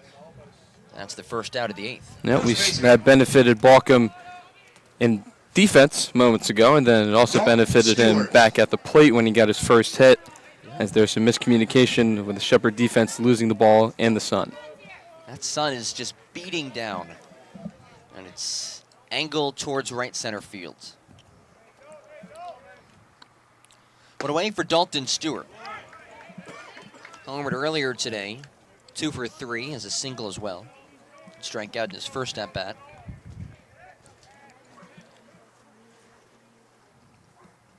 Oh, 1. 1-1. He was away from Stewart. Has noticed his power. Does not want to give him a pitch down the heart of the plate. Mayhew drops it in there on the inside black, 1-2. Another one of those new faces, new arms to this UNCP roster.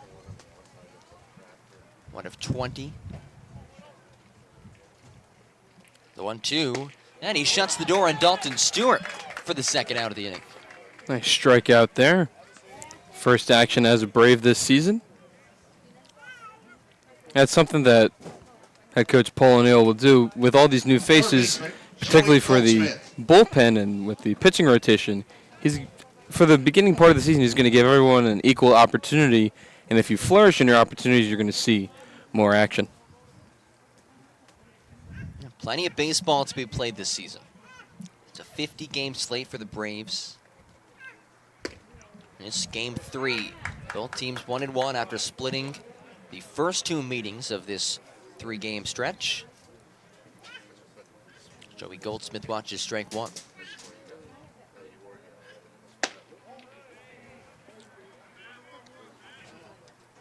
Midweek game moved up to Tuesday for the Braves, coming out to support the team Tuesday night at 6 p.m. against the in-state opponent Queens, making the trip in from Charlotte. 1-1 missed pretty much the same spot, 2-1. And if you can't make it out to Cox Field, we'll have the broadcast for you right here on the UNCP Sports Network. Only fitting that Queens University from Charlotte, as it's known as the Queen City.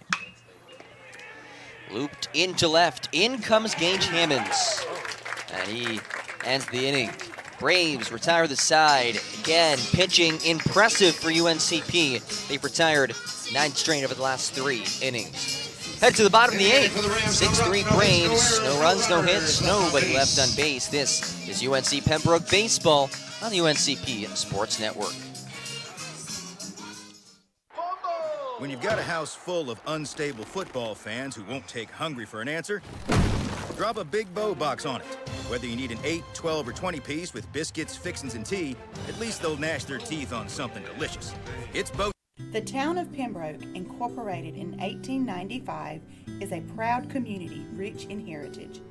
Pembroke is a quaint but growing town, regarded as the social, political, cultural, and commercial center for the Lumbee tribe, the largest American Indian tribe east of the Mississippi River with over 58,000 members. The town hosts a variety of events during the year, none larger than Lumbee Homecoming, which annually brings in over 30,000 visitors. We welcome you to visit our unique town and encourage you to read and learn more about Pembroke. A nurse at Scotland Health is a healer, touching patients' lives at every turn. An ally, working as a trusted teammate with the best doctors.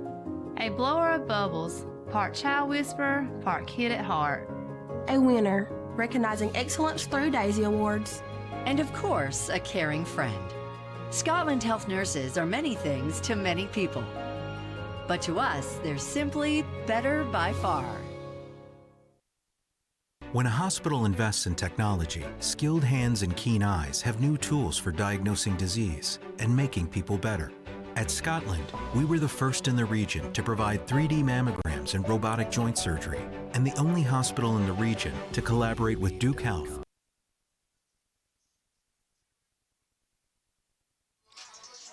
Cole Dunn takes the mound, his second appearance of the season. And obviously second of this weekend against UNC Pembroke. He'll face Jared Mobley to start things off. Yep, John, you saw him on Friday. He pitched an inning and a third and was given the loss.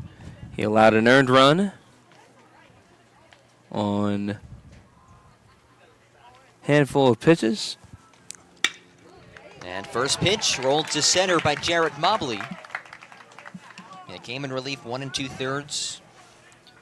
Only allowed 2 hits and 1 earned run, as well as a walk.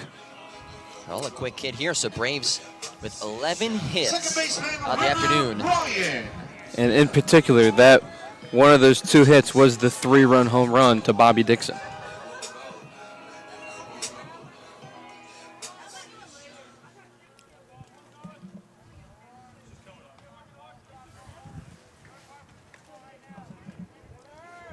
So Ryan steps in with the, again, right side of the infield, especially wide open as Stewart holds on first.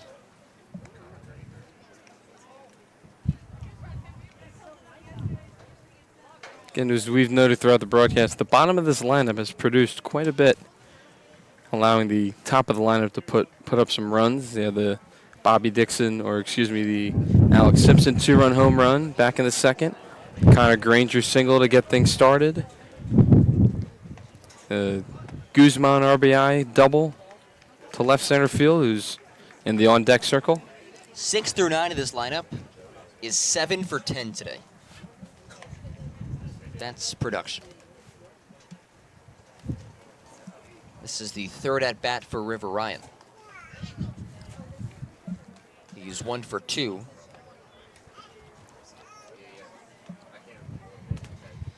Here's the 1-1 from Cole Dunn. Again, bunt shown, put down the first base side foul. Again, with River Ryan showing bunt, that's how the Braves were able to get things started back in the second inning after Granger reached on first. The sac bunt by Mobley reaching on the bunt single. Pass ball moved runners second and third, and put the Braves in a way in the driver's seat back in the second inning with a 4-run cushion after 2. And after the 3-run home run by Shepard in the top of the 5th inning, that was the end of the day for Morrison, and Guzman having the RBI single back in the bottom of the 7th to give the Braves their 3-run lead, which is to now.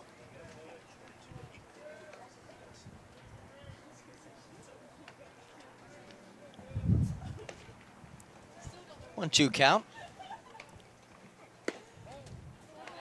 Tucked inside 2-2. Again, more arms warming up in the Braves bullpen.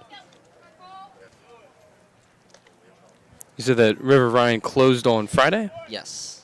Did pitch 1 inning, faced 3 batters, and that was that. After playing in the infield. Correct. Full count. Might be versatility at its finest. Mm-hmm. Second base, pitching. Good fielder, good hitter. I think today we've been fortunate to have really good weather. In a way, this is baseball weather rather than what you dealt with on Friday and Saturday. Well, let's keep our fingers crossed that every game is like this. Benefits of being in the South rather than in the Northeast. So a full count walk drawn by River Ryan puts runners in first and second for Wellington Guzman. A bit of a coming out party today. 2 for 2 in the batter's box. That includes an RBI double and a single. Also had a sac fly out.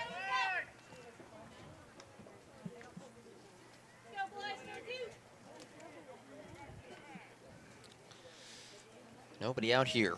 Done his second appearance of the weekend. And hey, it can't hurt to add on a couple more runs. As Guzman again shows bunt, pulls it back, ball 1. Smart strategy right here by the Braves, trying to get the runners over on the bunt. Something they've done earlier in this game, and then leading back to Alex Simpson, who's got some power.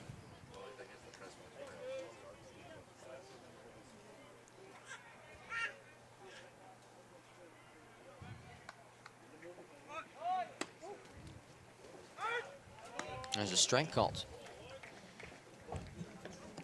So when you bunt, you want to bunt with a strike, but at the same time you want to get a good part of the bat to lay down, in this case, the third baseline.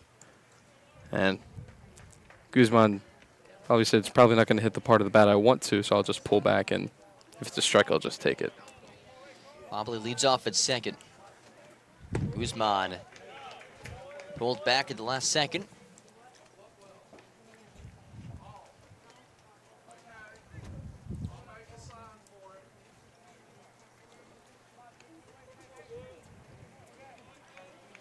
Mobley on second, Ryan on first. Braves with a good opportunity to tack on a couple of runs here. Done behind home plate with a good scoop.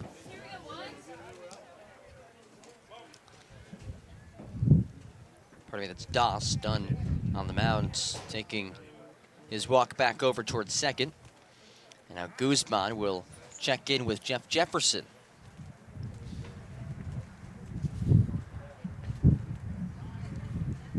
Which is a phenomenal name.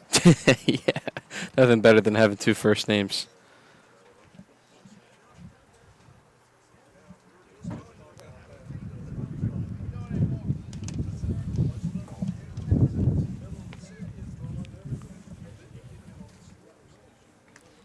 Still nobody out. In the bottom of the eighth, Braves going to take the rubber match and a mound visit out of the Shepherd dugout. So normally around this time, the Jeopardy theme song will be playing. Now, Paul O'Neill will go out there as well. I'm talking to you. What? You woke up in the Let's see. morning, put on my big boy pants. So Paul O'Neill Woke up wearing a belt. I got big boy chatting with pants Richie on. Hall Stop. We don't do and that. Matt McCarty Stop it. It's having a like word you with yourself. Dunn and Doss on the mound. In a democracy? What the hell are you doing, man? I'm so tired of you getting angry and yelling all the time. It's exhausting. I feel like I'm partners with the Hulk. We gotta love the fan engagement staff here. Is that from Step Brothers? Either that or Anchorman. Okay, it was Will Ferrell, right? Yes. Are you a Will Ferrell fan? I like it. Yeah. Okay. Some people I know who aren't, including my dad's not a big Will Ferrell guy. That works full on Guzman. Not quite Larry David in my book, but Right. Will Ferrell is a funny guy. Weekly episodes, right? New season? Of Curb Your Enthusiasm, yes? Yes. New episode tonight. Oh. Full count to Guzman. Ooh. Sails over his head, and doesn't matter. It would have been ball four anyway. So all the base runners advancing, and the bases are loaded for the top of the order. Pardon me, the 9-hitter Alex Simpson, then the top of the order for the Braves. And so this is, again, a great chance for UNCP to tack on a couple more runs. If it's a soft hit ground ball, which I highly doubt that Simpson, with his power that he's shown today, would hit, that's the only chance that the Shepherd could have a way to get out of this inning. Otherwise, if you're the Braves coaching staff right now, you're telling Simpson to swing away, knowing his power. His home run was left center field, and Braves in a really good position right here. Hopefully trying to tack on a couple more runs to win this series. Second mound visit, that means one thing. It's a pitching change as Cole Dunn heads out to the dugout. We'll take a quick break. When we get back, bases loaded, nobody out. Bottom of the eighth, Braves are only up by 3, looking to add to that. This is UNCP Baseball on the UNCP Sports Network. That's the number.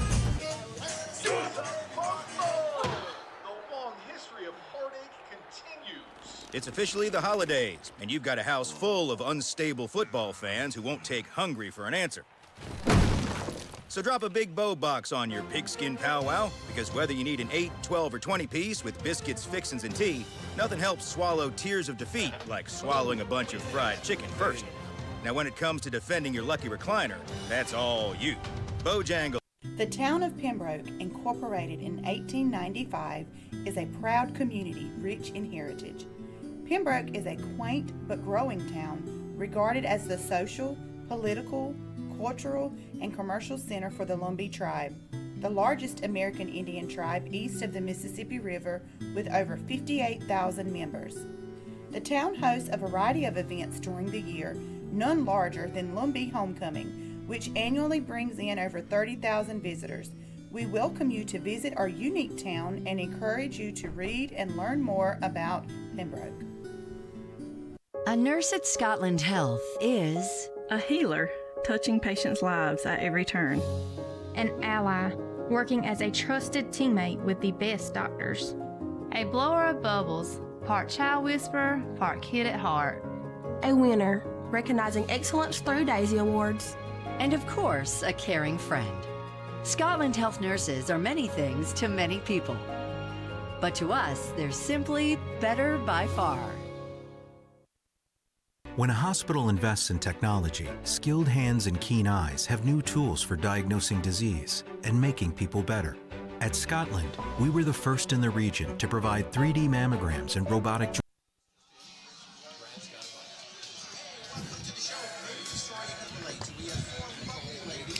Tyler Shorter onto the mound in for Cole Dunn. Faced 3 batters, all 3 of whom reached. This is the second appearance of the weekend for Dunn. Went 2 2/3 in the season opener against the Braves.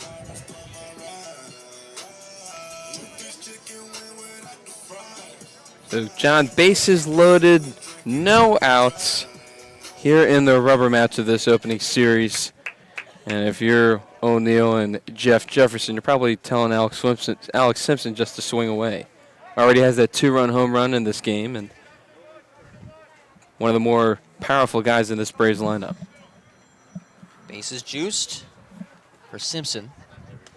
And it's over the head of Das. 1 run will score for UNCP as Mobley slides in. 7-3 Braves with no outs and 2 in scoring position. Second time that the pass ball has helped out the Braves today, helping produce at least 2 runs.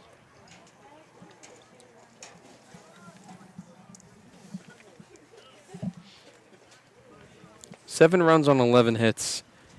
Really good job offensively for the Braves here today. They made the most of situations with runners on. Still no outs. The infield tracks into the grass.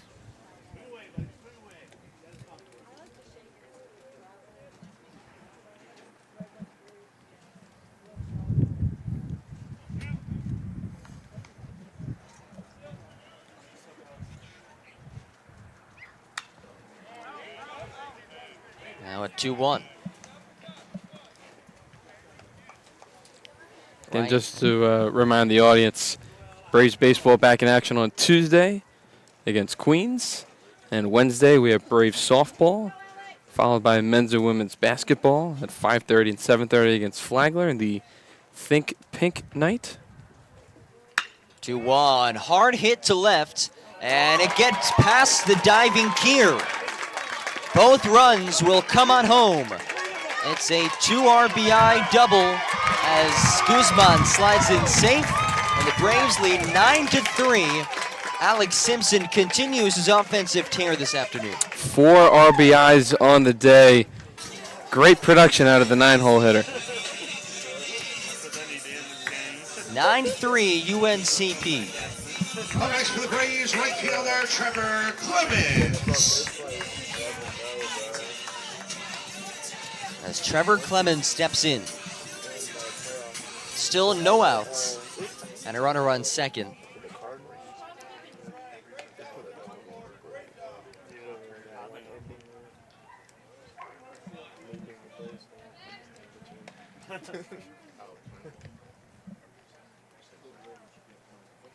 Clemens lays down the bunt.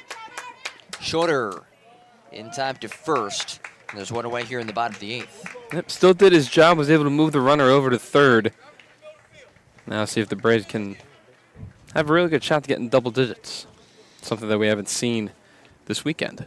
Yeah, last season when these two teams played, in all 3 games, UNCP won all 3 of the games, scored double digits.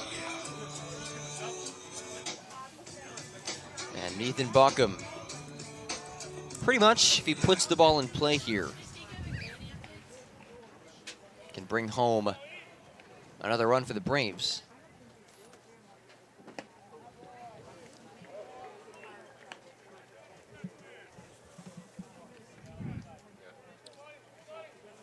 Probably the thing I've been most impressed with Balcom is his defensive ability, his speed out there in center field. That's not an easy position to play. No. 0-1, driven fouled on the right field side, out of play.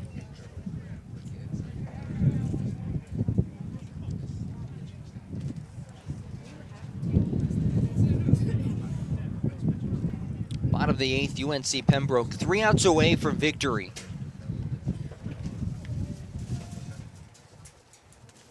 Oh, 2, Bockham got a good chunk of it. Sending Carr back, and that'll be deep enough to score a run. It's 10-3 UNCP, an RBI for Bockham as Alex Simpson trots home, and the Braves lead by 7.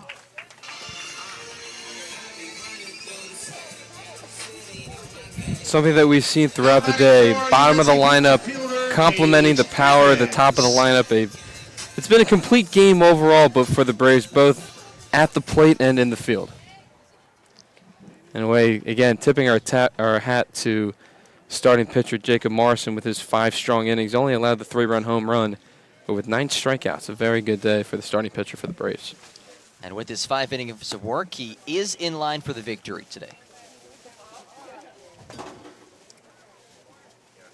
I think that's something Coach O'Neill talked about on Tuesday in the Braves win. Braves started at the time, only had 1 mistake, but he was pitching solid. You can probably speak more to that. Popped into very shallow right with the sun beating down, and it is caught to end the inning. We head to the top of the 9th. UNCP starting to pour it on here. 10-3 with 4 runs coming across for the Braves as we head to the last. This is Braves Baseball, UNCP Sports Network.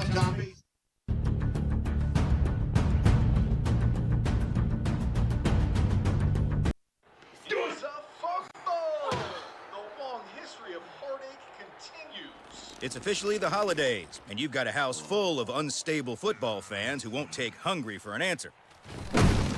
So drop a big bow box on your pigskin powwow, because whether you need an 8, 12, or 20 piece with biscuits, fixins, and tea, nothing helps swallow tears of defeat like swallowing a bunch of fried chicken first. Now when it comes to defending your lucky recliner, that's all you. Bojangles, it's bow time.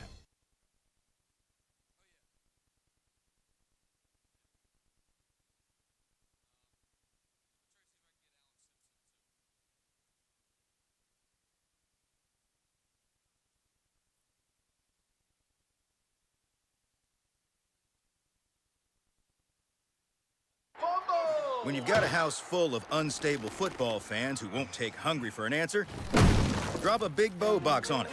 Whether you need an 8, 12, or 20 piece with biscuits, fixins, and tea, at least they'll gnash their teeth on something delicious. It's bow time. The town of Pembroke, incorporated in 1895, is a proud community rich in heritage. Pembroke is a quaint but growing town regarded as the social, political, cultural, and commercial center for the Lumbee tribe, the largest American Indian tribe east of the Mississippi River with over 58,000 members. The town hosts a variety of events during the year, none larger than Lumbee Homecoming, which annually brings in over 30,000 visitors. We welcome you to visit our unique town and encourage you to read and learn more about Pembroke. A nurse at Scotland Health.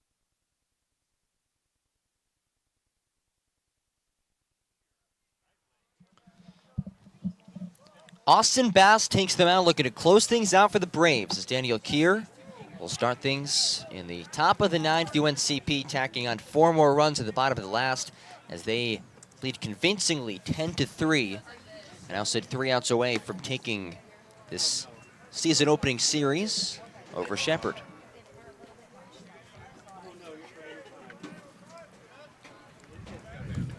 Just a great day overall for the Braves. 10 runs on 12 hits as Voss lays down the high fastball for strike 2. Not only 10 runs on 2 hits, but as we noted throughout the broadcast, John, great job of situationally hitting for the Braves, especially in that 4-run second inning. Bass goes to the curve and picks up the first out of the inning.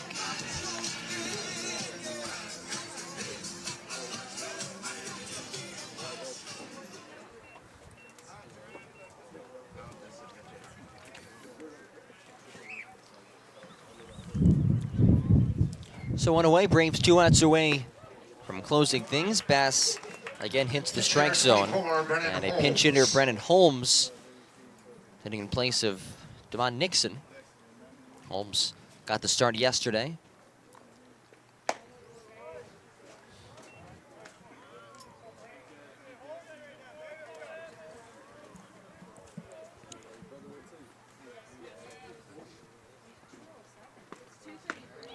One on the inside, Black. 1-2.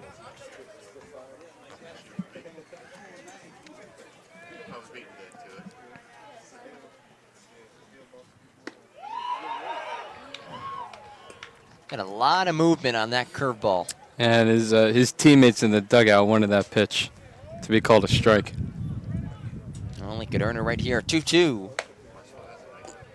High heat outside. Just a bit outside. You've seen that one, right? That's one of the baseball movies. I haven't seen it, but I know the line. Just a bit outside. Yep. It's fouled towards the dugout. Simpson cradles it. And retires the second batter of the inning. Great Bob Uecker on that call. One of the best baseball broadcasters ever. Yes. Designated hitter, Connor Major League? DeWeese. Major League, yes. Thought so. Ironically, I saw that on the bus with the baseball team I was with last summer. Second one is not as good as the first one. Okay. I'll have to watch the first. So it comes down to the final out. Connor DeWeese is 0 for 3.